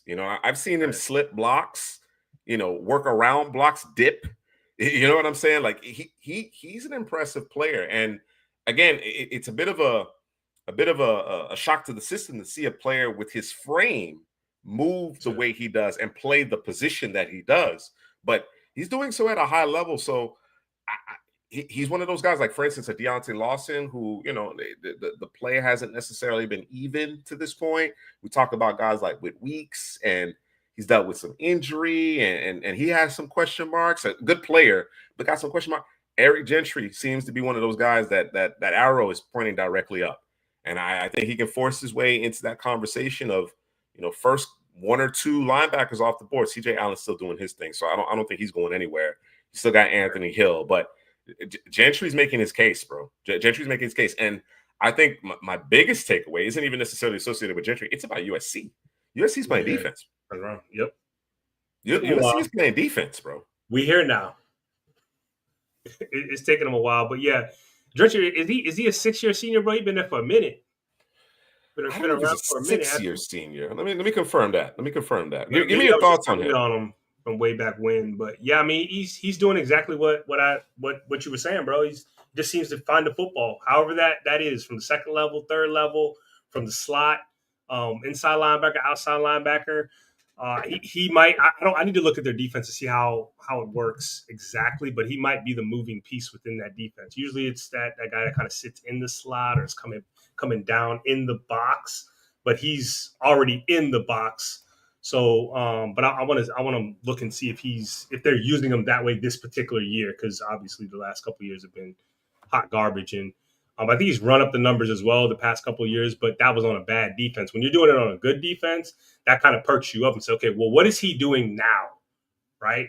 And he's being used all over the place. You know what I'm saying? Outside of not having an interception, the numbers look good, bro.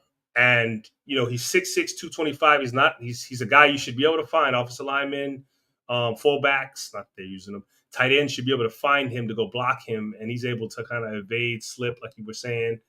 Get up under those blocks. So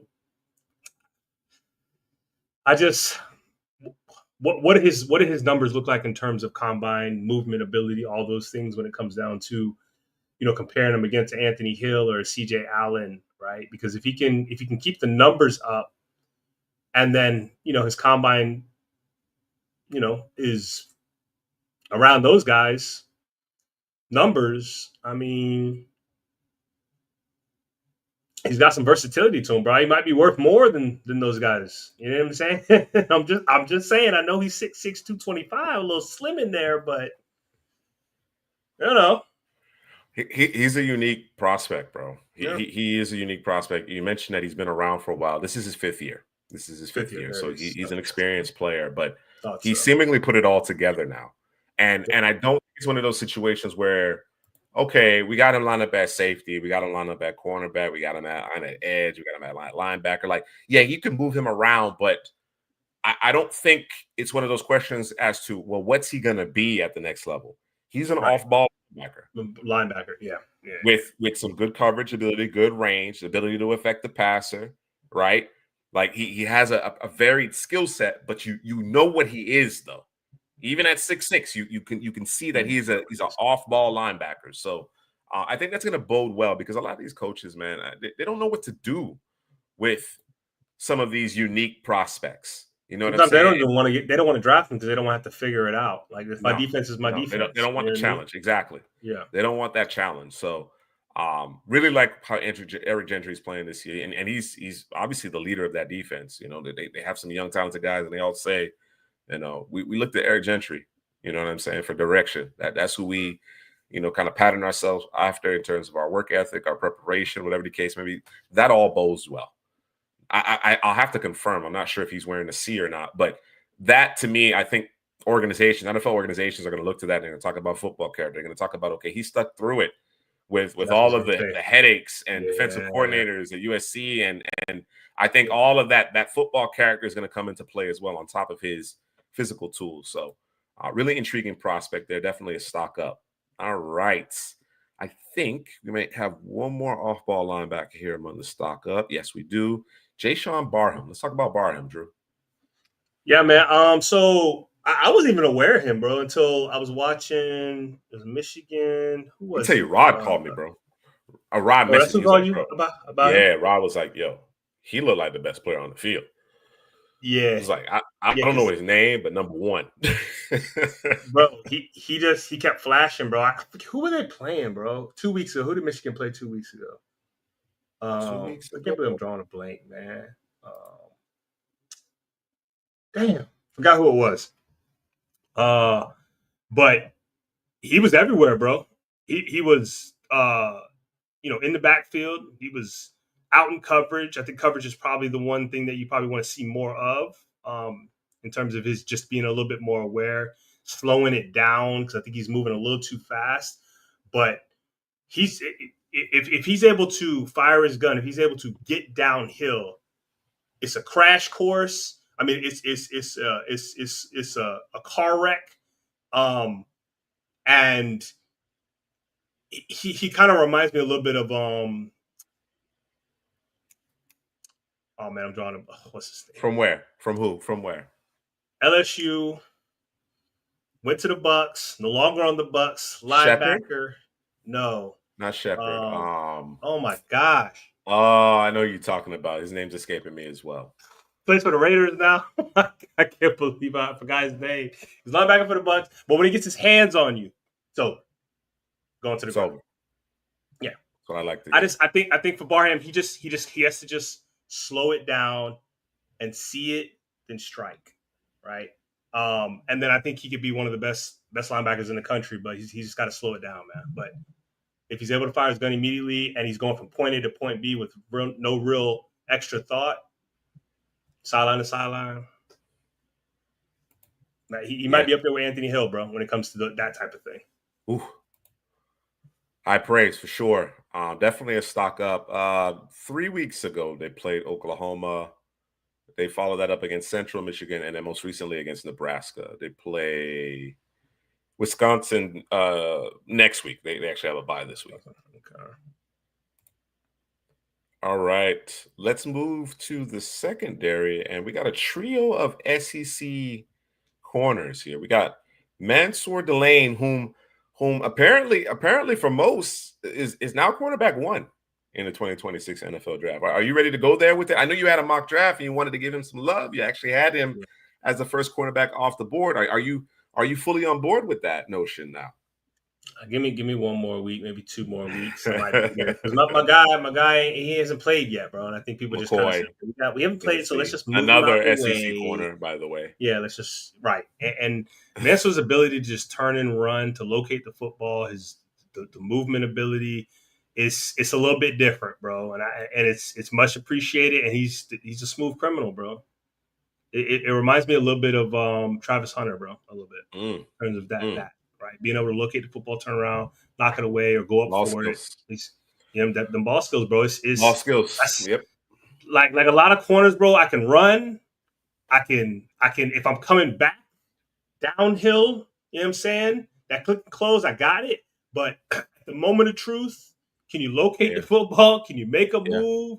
That's a skill in itself, and a lot of corners, it is the a lot skill, of good bro. corners don't have that, bro. It's the skill, bro.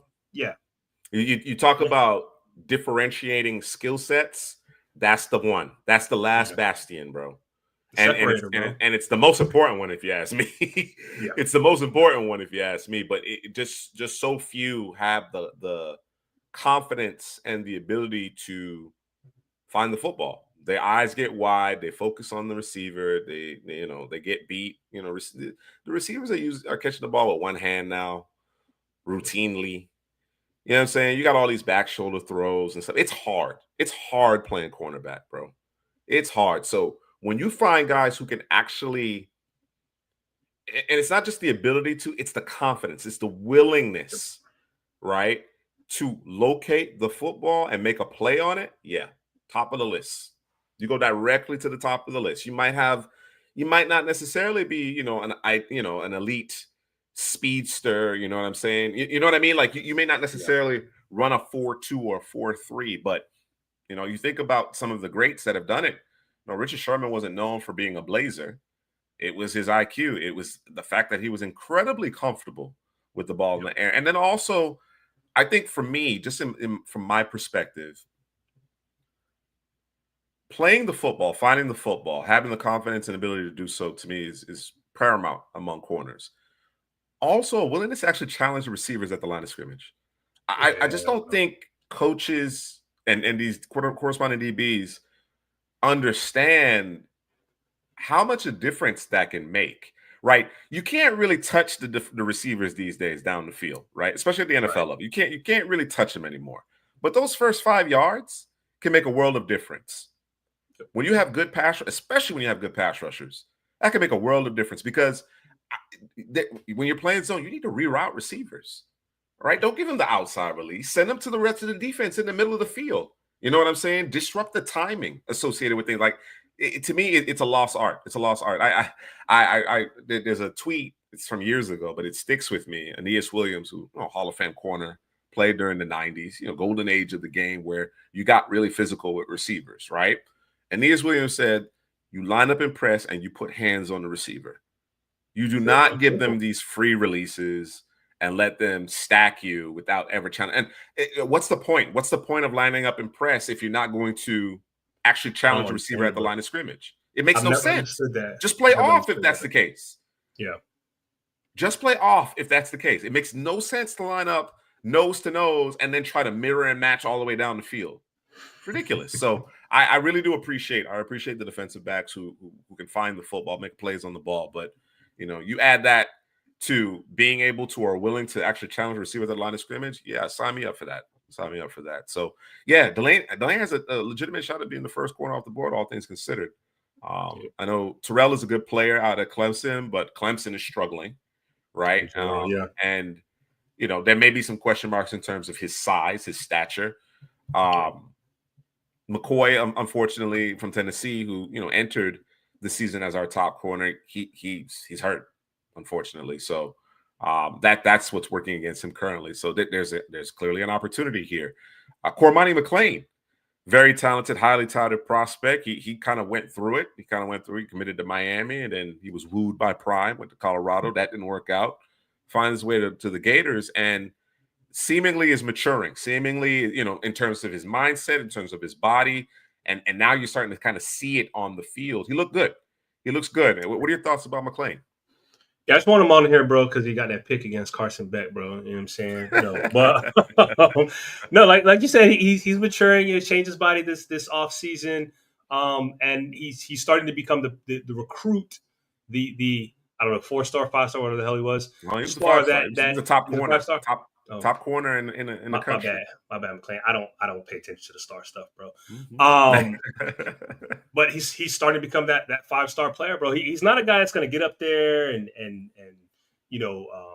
dummy you at the line in terms of pressing your name. Yeah, he's not going to do that. He might touch you there, but he's more of a hang in the hip pocket and then make a move when the quarterback throws the football, right? So, or he's just a guy that he's not going to have a lot of numbers because I'm going to be so close to the receiver that it's not an option, bro. You know what I'm saying? In terms of his movement ability, look, got a little twitch to him, turn and run, locate the football. Like he's essentially the complete back. He's trying to put it together and put his head in there. Just want to see it. Yep. Just want to see it more, bro. Just want to see it. Just want to just let's get through the season. Let's see what it looks like at the end of the season, right? And then we can go from there.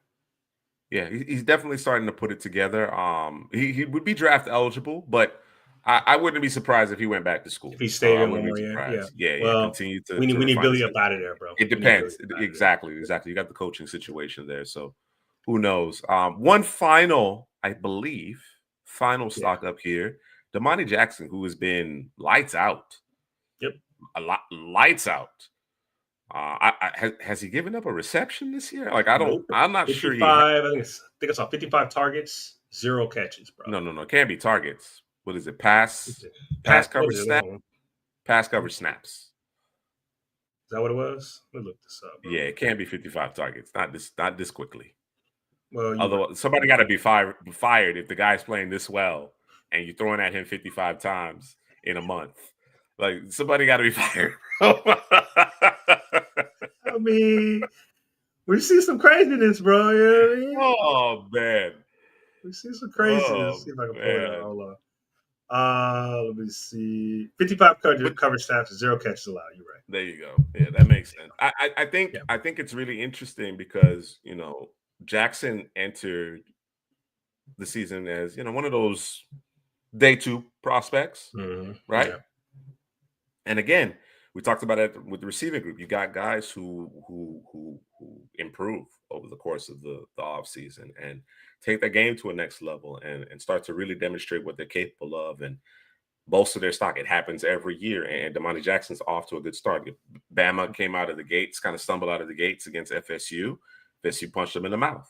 You know what I'm saying? But Damani Jackson has been this constant, steady force out there at corner throughout things. And now as we're entering conference play, the stakes get that much more higher. Let's see if he can kind of continue to keep it going. But he certainly has helped himself in what has now become kind of a wide open cornerback class, right? We kind of had some names, but after McCoy and Terrell, it was kind of like, okay, there's some names we like, but who's the next guy? Who's the next guy?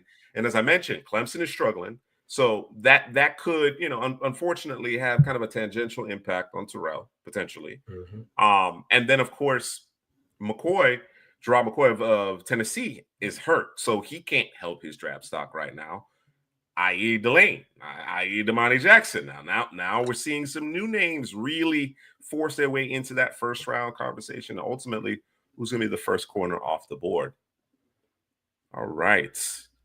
Great stuff here on this stock up, stock down, second half draft show, the 2026 NFL Draft Stock Report.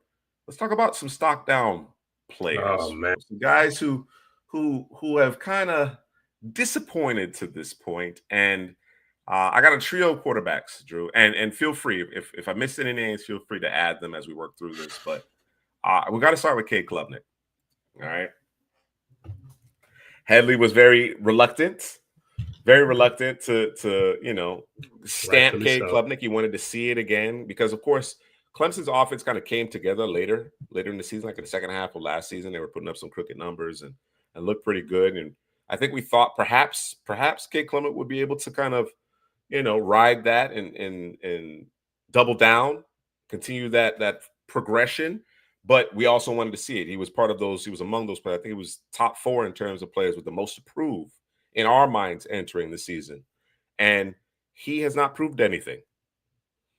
He in fact has proved that he is not a first round caliber quarterback, and it's unfortunate because, again, as I mentioned, it's wide open. It's wide open. It's there for the taking. It's there for the taking. Now, I won't put it all squarely on Klubnik. I think from an offensive play calling design perspective, Clemson has issues. The stop receiver Antonio Williams is injured again, but certainly you talked about it earlier, Drew, about guys being able to raise the play. I don't think Clemson has an issue with talent. I don't. I think they just struggle to execute. I think they struggle to execute in a lot of different areas, and there's enough culpability here in terms of Klubnik as the reason why he is reflected here as a stock down. When you watch him play, what do you think the issue is? Mute. I'm be honest with you. I don't know if it's any one thing. One drive, we can go down, we can read the defense, we can make the throws, and we go down there and we get our 3 points and we score. Then the next drive is I'm not seeing it. You know what I'm saying? I'm not letting the football go. Guys are open, but I'm not comfortable with what I'm looking at, right? Or we lose a couple yards, and so now I'm in panic mode. Like and then we can always go back to how the offenses ran and all of that. But I don't know if it's any one thing, bro. I can't, usually we're able to say, okay, well, it's because of this but it's pick something, bro. It's that drive. Then it's that drive. And then it's that drive. And then what happens is you've kept that team in the game, or you're now losing to that team. And now momentum and confidence. And now you're in trouble because now you're the underdog now. You were the dog. You were the person that was supposed to win the game. You're the team who was supposed to win the game. You were the, what do they call them? The not the underdog. What's the opposite of the underdog? The favorite. God, I'm a gambler. I don't even know that. I'm the favorite, but we're in the fourth quarter, and we're now the underdog because we've been playing like that, and there's no confidence from them, right? And the defense is like, yo, when are y'all going to put something up? When y'all going to give us a chance to at least be a little bit, so we don't have to play so tight as a defense? Because if we make a mistake, this game's probably over. Game's done. Right? Game's done. Yeah. You know what I mean? So no room for error. No room for error. Bro. And you're too talented for that to be the case, bro. We can also talk about Florida as well. That's also a thing. But again, it might just be coaching, bro. And I know people want to talk about the transfer portal, and they're one of the very. I think I saw a stat. It was like 3 teams that really didn't, the 4 teams that didn't really mess with the portal, and they haven't won a game, right? Now Clemson has, but I don't know if that's the case though. I don't know if the portal has anything to do with what's happening here with this football team. I don't think so either. I don't think so. I think this is an experienced team. They got a lot of homegrown players that came back that have had starting experience, right? They were supposed to make a play. They were the favorites for the ACC this year because they were bringing back that talent. The way they finished last year and the talent that they brought back, they were the favorites in the ACC. I think you make a great point that I don't know that there's any one thing that you point to with Cade Klubnik, right? I think Dabo has a larger issue in terms of his coaching staff. Like Dabo's going to have to, clean house. Go, bro. He's got to clean house on the offensive side of the ball. Like it's a mess. The play design oftentimes doesn't make sense. Now, I don't know. I think it's a combination of things, right? So what does that mean? You already have an issue with play design. That doesn't give me a whole lot of confidence in terms of the development of your quarterback, what type of coaching he's getting, right? How he's being prepared week in and week out. You know what I'm saying? But to your point, there's just wild inconsistency with Klubnik. And I don't get the sense that Cade's going to make a play. Talk about the nervous system. We talk about, when the game hangs in the balance, does this player invoke confidence? I don't get that sense from Klubnik. I feel like they're trying to survive Cade. They're trying, you know what I'm saying? That's crazy, bro. I That's crazy, but that's exactly what it mean, is. the 46.8 QBR is indicative of that. You know what I'm saying? 684 INT. Like, they played a very good Georgia Tech team, well coached team, but they're more talented. Right. Clemson's a more talented team. You know what I'm saying? I know, and they just can't get out of neutral. It takes them ages to start getting things going on the offensive side of the ball. Slow start, yeah. You know what I'm saying? There's inaccuracy, as you mentioned. There's drives where he looks brilliant. There's others where you don't know what he's looking at, not seeing the field well. There's just too many peaks and valleys in his play. And like I said, when the game hangs in the balance, I am not convinced. I do not feel confident that Cade Klubnik is going to be his best self in that moment. I don't. It's not even a situation like I don't know which Klubnik I'm going to get. I believe Klubnik's not going to make the play. Yeah, 100%. That's not a good place to be. That's not a good place to be. And we're talking about a player that we thought could very well go in the first round. Figured he would need some seasoning. I don't think he was one of those players where, okay, we select Cade Klubnik and then we give him the keys to the organization. No, he would need to sit behind a veteran, give him more time to develop, get some NFL coaching, learn how to prepare, so on and so forth. Have a veteran quarterback in place to help him along. But he has played his way right out of the first round. And again, to your point, I don't know that it's all on him, but enough culpability to go around. There's enough culpability to go around. And when you think about what Klubnik was before he had that hot streak last year, we've seen more below average Klubnik than good Klubnik. Oh, 100%, bro. That's the reality. Like, he was putting up video game numbers in the second half last year. So it looked really good on paper in that box score. But if you look at it from the time he took over in 2023, became the starter in 2023 to now, you've seen more valleys in his play than peaks. So yeah, definite stock down for Cade Klubnik. And bro, did you see the? I sent it to you on the chat. I completely forgot about it until you started talking about the scheme. Where it's a Clemson guy, and if I knew his name, I saw that breakdown. I saw the breakdown. Like, and part of that is on Klubnik, and part of that is on coaching. Like, you as a quarterback don't know what you're doing, and you're putting your offense in a terrible situation by not making sure guys are where they're supposed to be. At the snap, you're already at a disadvantage. The play's already over. No one's going to save this play. You can't save this play because you got guys in the wrong spots because of emotion, because you don't understand that you can't do this. Or this guy needs to be on the left when he's over here on the right. Like, how do you not know that? How does the quarterback not know that? Because the quarterback doesn't know that. That's coaching, and that's what you're talking about in terms of guys need to go. Yeah, we can't. We're in year what for him? He's a senior, and he don't know. It's time to go. Time to go. No. He's in his third year as a starter, and he plays like he's a freshman. He plays like they're just and like I said, we're not talking about him playing against a 40-year NFL veteran defensive coordinator, damn Dick LeBeau out here, who's sending a zone blitz that we've never seen before. It's not that. It's not that. So it is inexcusable. I do think the coaching staff has failed Klubnik, and I think Klubnik is not the type of player who can pull himself out of that, or even be able to kind of work with the coaching staff and say, okay, this is what's working, this is what's not working. Like, he's not a coach on the field. You can see that about him. He's not a coach on the field. Yeah, that is scary. That is very. And if I'm a recruit, that scares me, bro, because I don't know everything walking through that door, and I need you guys to be able to coach me up. You know what I'm saying? And that play I sent y'all, bro, and that was a run play. Like, y'all are outnumbered, and you don't even understand the numbers part of it, bro. Nope. We running right into being. We got 3 blockers. They got 5 guys coming.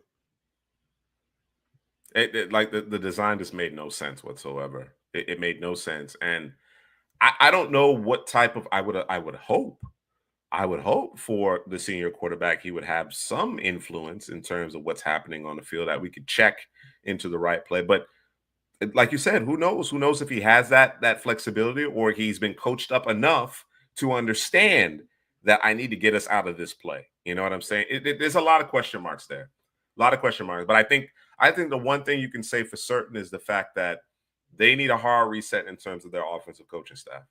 They need a hard reset. Like if you think about it, Trevor Lawrence had some early success there at Clemson, right? And obviously he parlayed that into being a first overall pick of the Jacksonville Jaguars. Yep. But you could see that Trevor Lawrence has development issues. You could see that. You could see that. And we've talked about it for years, the fact that they don't use the entire field. Like there aren't enough throws and route combinations that make sense or easy for the quarterback. They tend to be a high level of difficulty for no apparent reason. You know what I'm saying? So yeah, it's not a great situation. And I wonder what's happening, behind Klubnik, right? As far as that pipeline of quarterbacks, whether or not they do hit at the transfer portal, whatever, who knows? But yeah, there definitely changes need to be made there in Clemson. Let's talk about Arch. I think we've beat up Cade Klubnik enough here. Let's talk about Arch. Listen. I don't appreciate everyone posting, reposting, retweeting. We going against Sam Houston State. By the way, I think they got like two ballers over there on that team for Sam Houston State. But Arch runs it in, and we're acting like that was against Ohio State, like it was against a premier opponent. Like, listen, it's stock down. We understand why he's stock down. And at this point, he's stock down. He's gonna have to show me something, and he's gonna go through the SEC. So it's going to happen. It's either going to happen or it's not going to happen. This isn't one of those cases where you play in the Cupcake Conference, and so we really don't actually know. When the ACC was really bad, it was like one team deep, Clemson deep. You know what I'm saying? That's not the case here. We're gonna find out real fast if Arch Manning is a Manning or if he's Arch. Okay. So we're going to leave him here. I don't have much to say. We're going to leave him here because they've been playing Ducks for the past couple of weeks. So we're going to wait until we can see him play an actual quality opponent to see if he's improved, if he understands what he's looking at.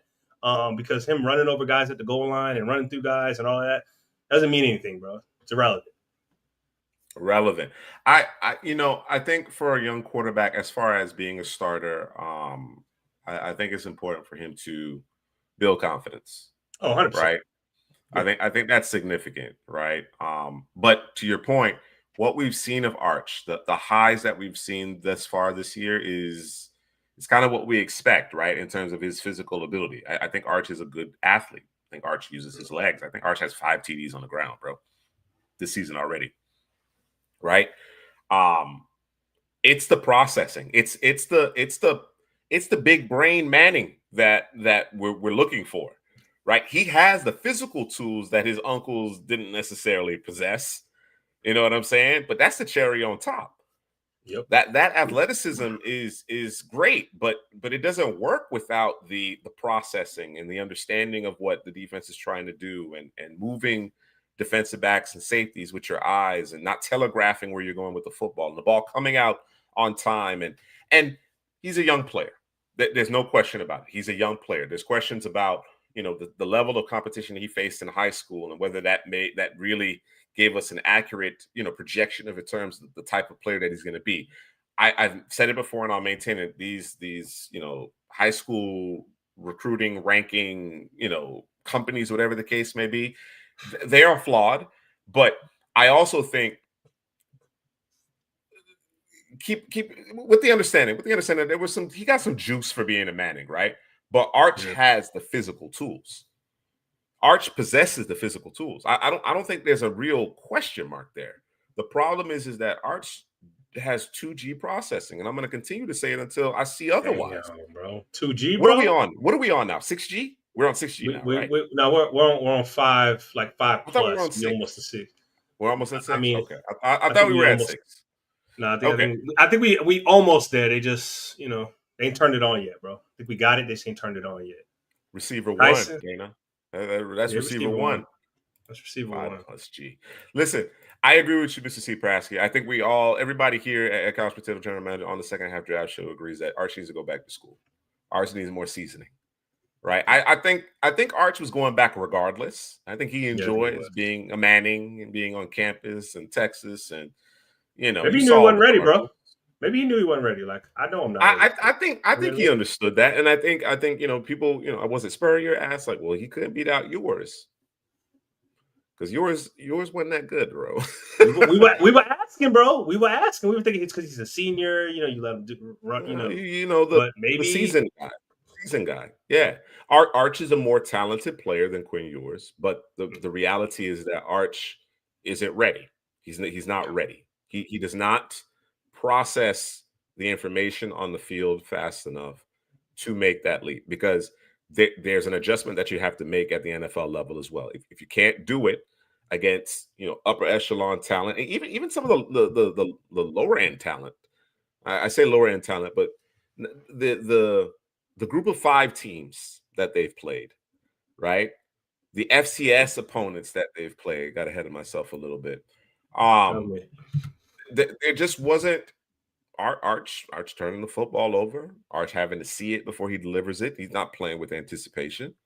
You know what I'm saying? Like, he has a lot of development that's still necessary. So I think relative to what the expectations were as we entered the season versus what we clearly see he needs to work on, it's clearly a stock down.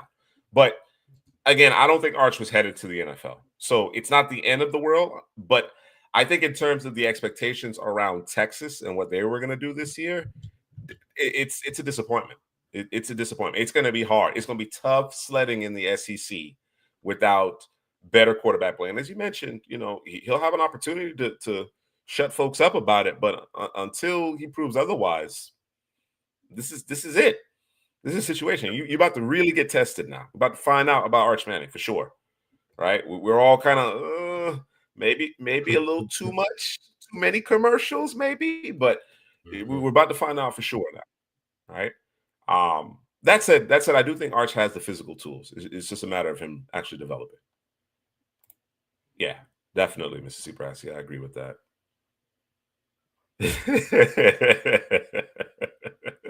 Watch Chris Haynes come in there and form an amazing duo with Zabel. Watch. Just wait for it.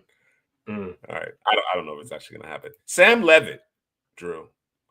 He was one of those darlings entering the season, and he too appears to be a guy who needs more development. Now, Dana, you're obviously watching your Sun Devils right now. How is he performing? I'd love to hear it. I'm not watching that game at the moment.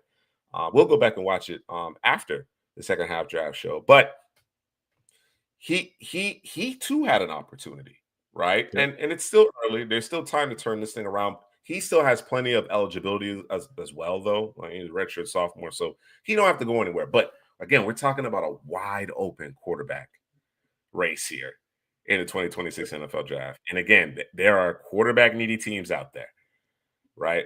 There are a good 5 teams that I don't know that they have their long-term single caller. So there was the expectation that this was going to be a good quality quarterback class, and the likes of Klubnik and Manning and Levitt, they just haven't done enough to this point to really solidify themselves as a franchise option. So at this point, again, we'll see how it all plays out. But I think Levitt too stands to benefit from going back to school. I think he needs more seasoning. Now, he may feel like, my guy Jordan Tyson's leaving, so I got to get the hell out of Dodge. Well, that's why you transferred to a different school, bro. Well, there you go. Contender. So that said, what do you think about Levitt as you watch him? So Levitt is what I used to say about Carson Wentz, bro. I know your limitations, B. I don't know your limitation. Play within yourself, bro. Like he be doing a lot, bro. He doing a little too much, holding on to the ball, trying to make the big play. It's there to be had. Tyson is open, bro. Just get the ball out, bro. You don't have to be the end all be all. You don't have to be the hero for your team. Your team is good enough as a solid football team, offensively, defensively, that you don't have to be the guy, bro. Just be the point guard. Just distribute the football, man. You know what I'm saying? I think he has, obviously he has the athletic ability. He can run, run and all of that. But I just need you to sit back in the pocket and make throws. And I think sometimes I'm not sure if he's not seeing it, he's not comfortable seeing it, or at times he just wants to make the big throw, right? So I think, like you said, I think he needs more seasoning. He needs to sit a little bit longer, play a little bit longer, maybe another year.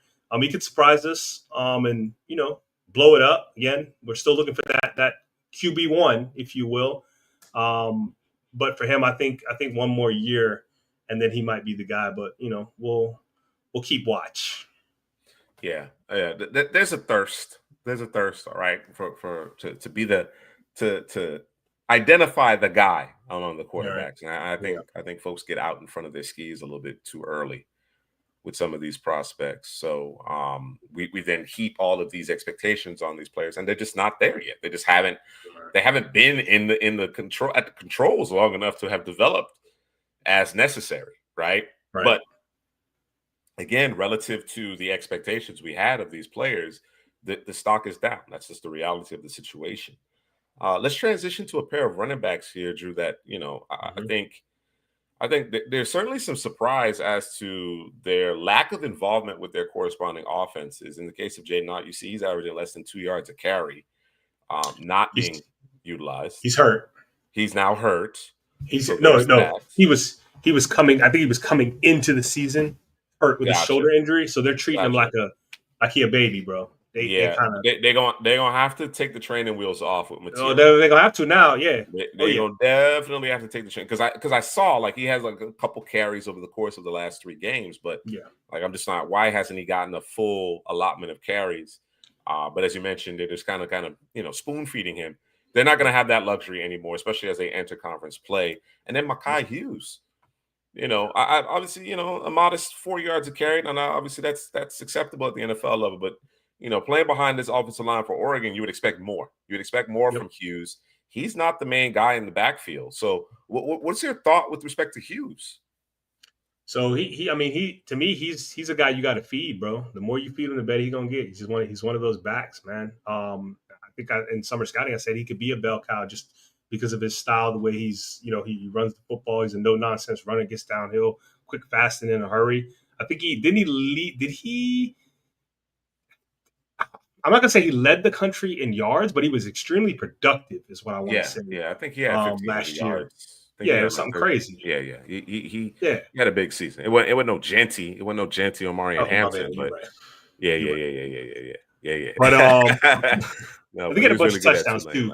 And the year before. Yes. And we talked, like we said, we talked about the Tulane. There they go again. But so I was doing some research, and they were saying that he first of all, they have a lot of backs there. Number one. Number two,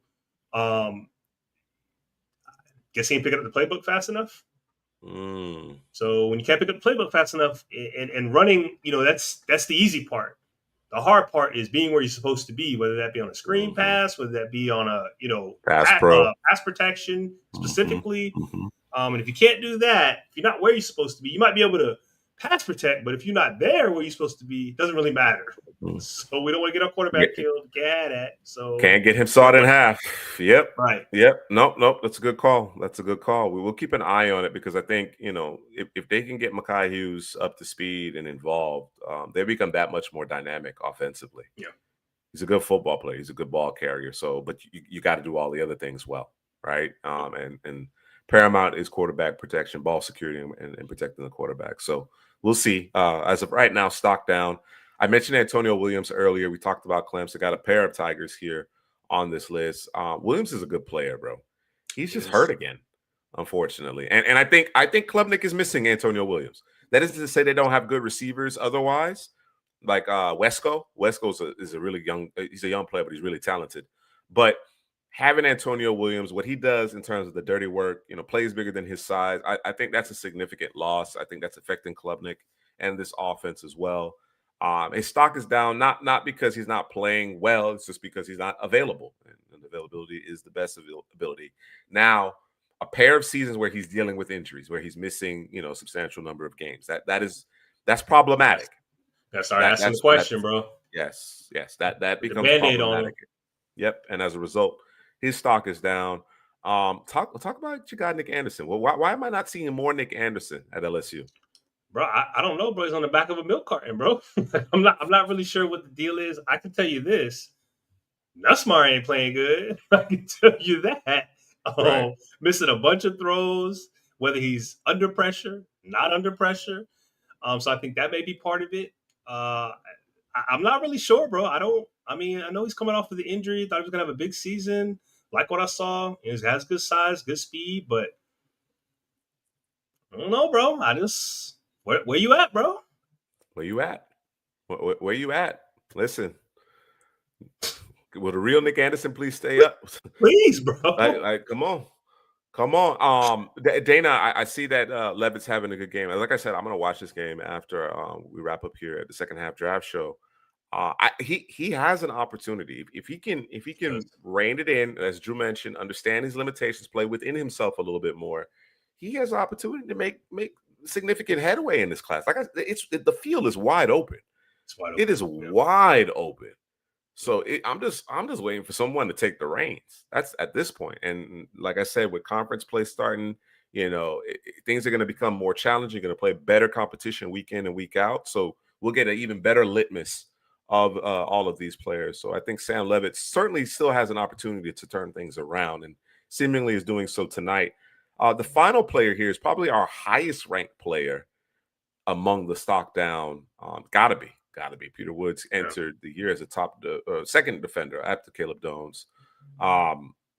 He's been quiet this year. We talked about Clemson's struggles on the offensive side of the ball. It isn't that the defense has played poorly, but I do think the struggles of the offense is weighing on the defense.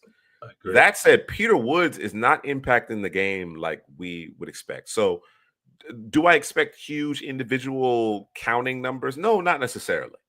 But I do expect him to be a force disrupting, creating opportunities for his teammates, creating havoc, playing on the opposite side of the line of scrimmage.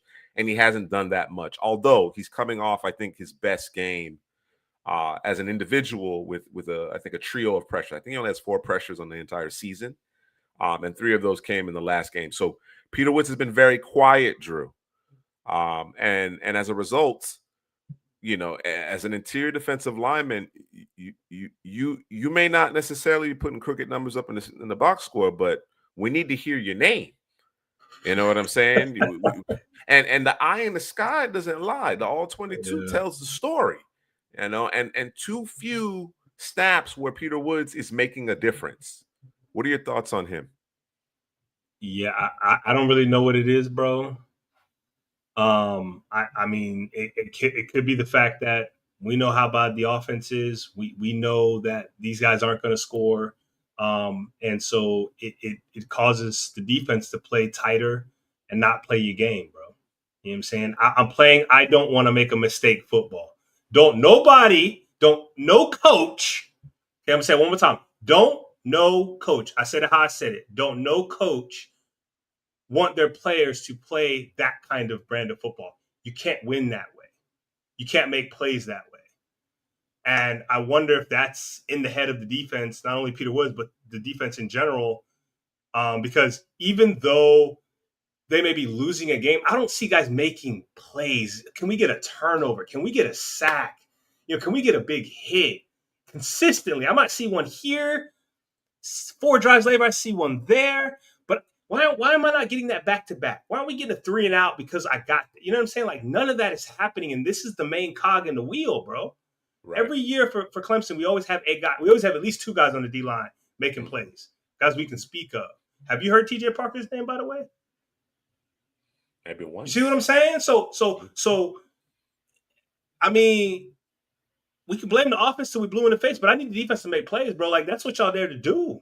Right? Yeah. To stop the other team from scoring, bro, regardless of what the offense is doing. But again, I think they out there playing. We can't, mess up. We can't make a mistake football, bro. And they're playing tight. They're playing tight because of the lack of confidence in the offensive side of the ball. It permeates the team, bro. When you don't have a belief in your quarterback, it impacts both sides of the ball. 100%. You can't convince me otherwise. they'll say all the right things in press conferences, and the coaches will say all the right things, whatever the case may be. But ain't no way, bro. It's human psychology, bro. We out here busting our ass, man. We keeping them in the game, man. But we losing the time of possession. You know what I'm saying? Like we can't sustain a drive. I can't catch a breather. I'm trying to get some oxygen. Turnover. You know what I'm saying? We right back on the field. Like that weighs on the defense, bro. You know, I don't want to excuse Peter Wood's individual performance, but that weighs on the team. There's no doubt in my mind that comes into play.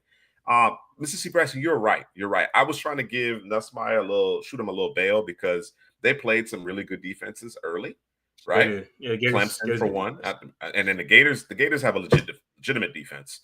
So I try to, but Drew just mentioned it. There are plays out there that are being left on the field because of Nussmeier's inaccuracy. So he's definitely a stock down. He's definitely a stock down. And anybody else who comes to mind, Drew, that we have not reflected here thus far? Can we put Billy Napier up there, bro? Let's talk about him. Gotta go, bro. Before we get to Mr. C's mock draft, we're going to review his mock draft, to wrap things up tonight. But yeah, Billy gotta go, bro. Time to go, bro. He gotta go, bro. He tried to do a little something in that second half of that game. He made a little adjustment, but he not it, bro. You got to send Billy back to the group of 5, bro. Send him back. And the most frustrating part is, bro, you have a bunch of talent, bro, and it's just going to waste, bro. You got a Eugene Wilson that sees the ball twice a game, and usually it's on an end around. Like, he's not even getting passes in a bubble screen. You know what I'm saying? You've gathered all this talent, and you've put it in a box and closed the door and said, I'm going to run it the way I want to run it. Why would I want to come there, bro? I'm saying, you look at USC with the receivers, doesn't matter who they pump in there. Guys is doing their thing. Look at Florida State. Deuce Robinson leaves USC, goes over to blowing up. Like, why would I want to come here as an offensive player? Now, defensive player, hey, defense looks great. Offensively, though, like, your best player on offense right now is Ball, and you stop giving him the football in the second half. Like, I don't getting 5-6 yards a pop and we just stop.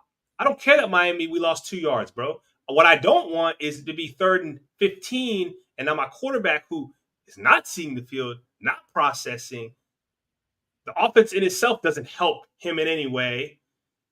I don't want him dropping back, bro.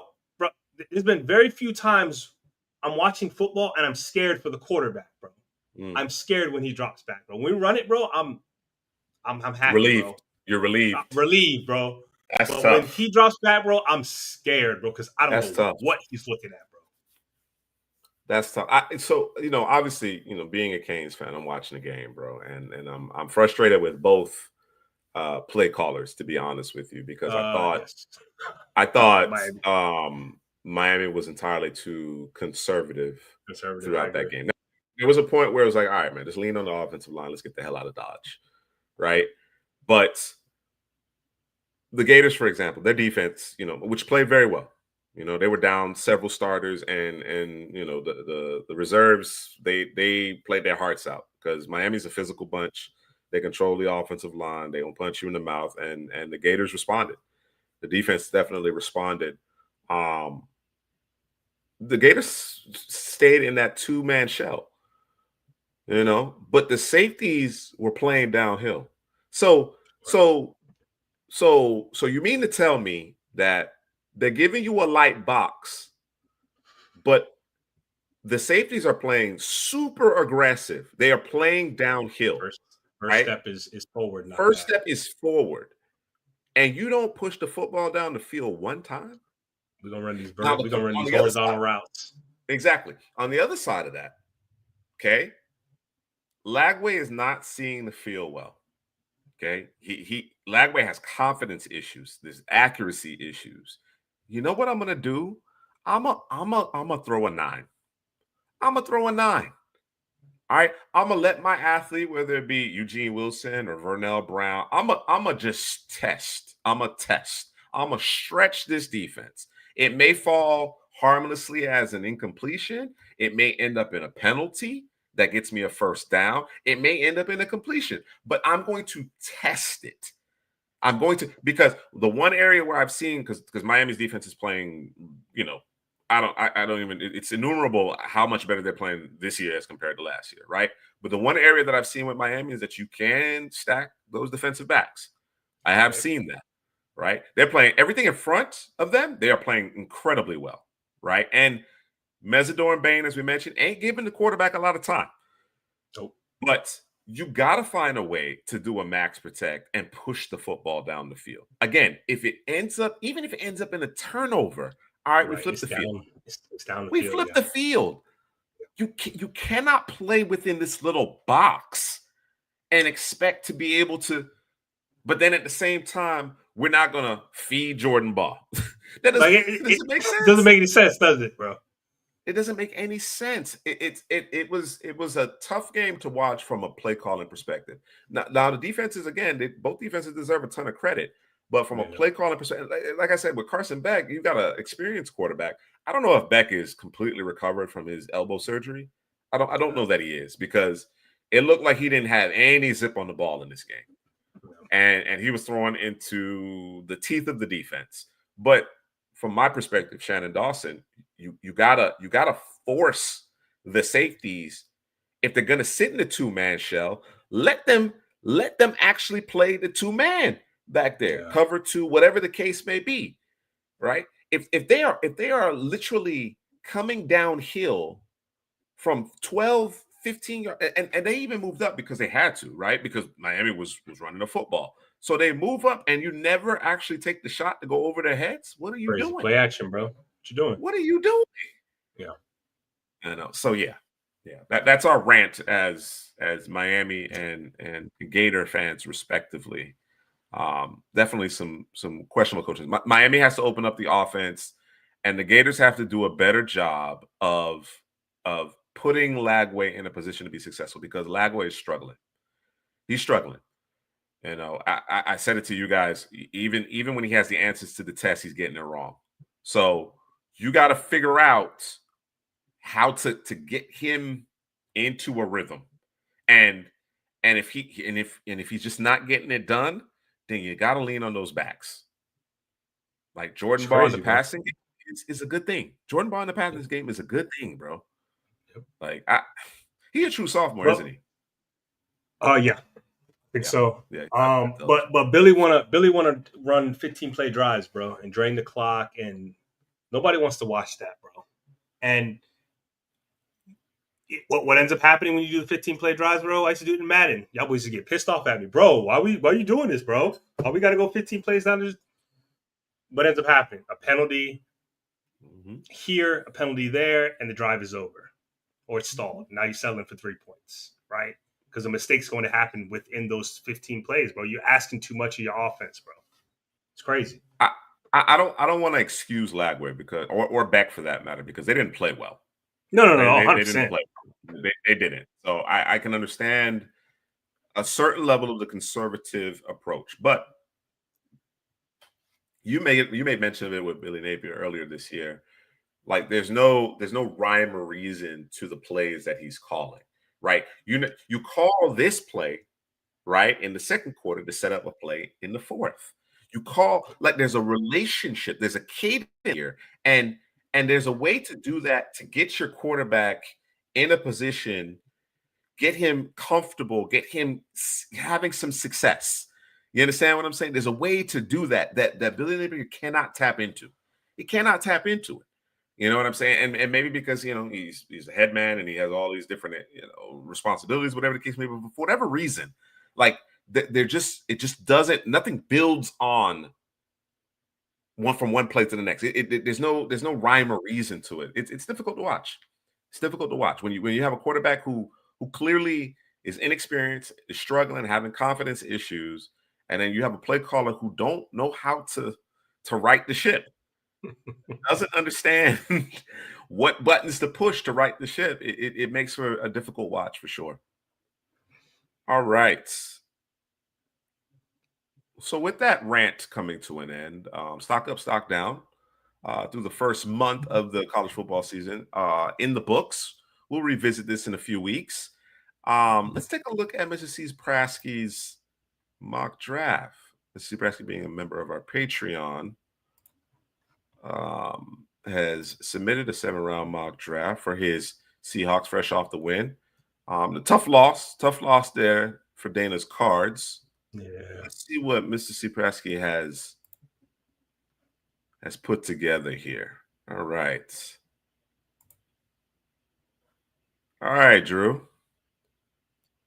What are you thinking? These 6 selections. All right. So of course you go get Jonah Coleman.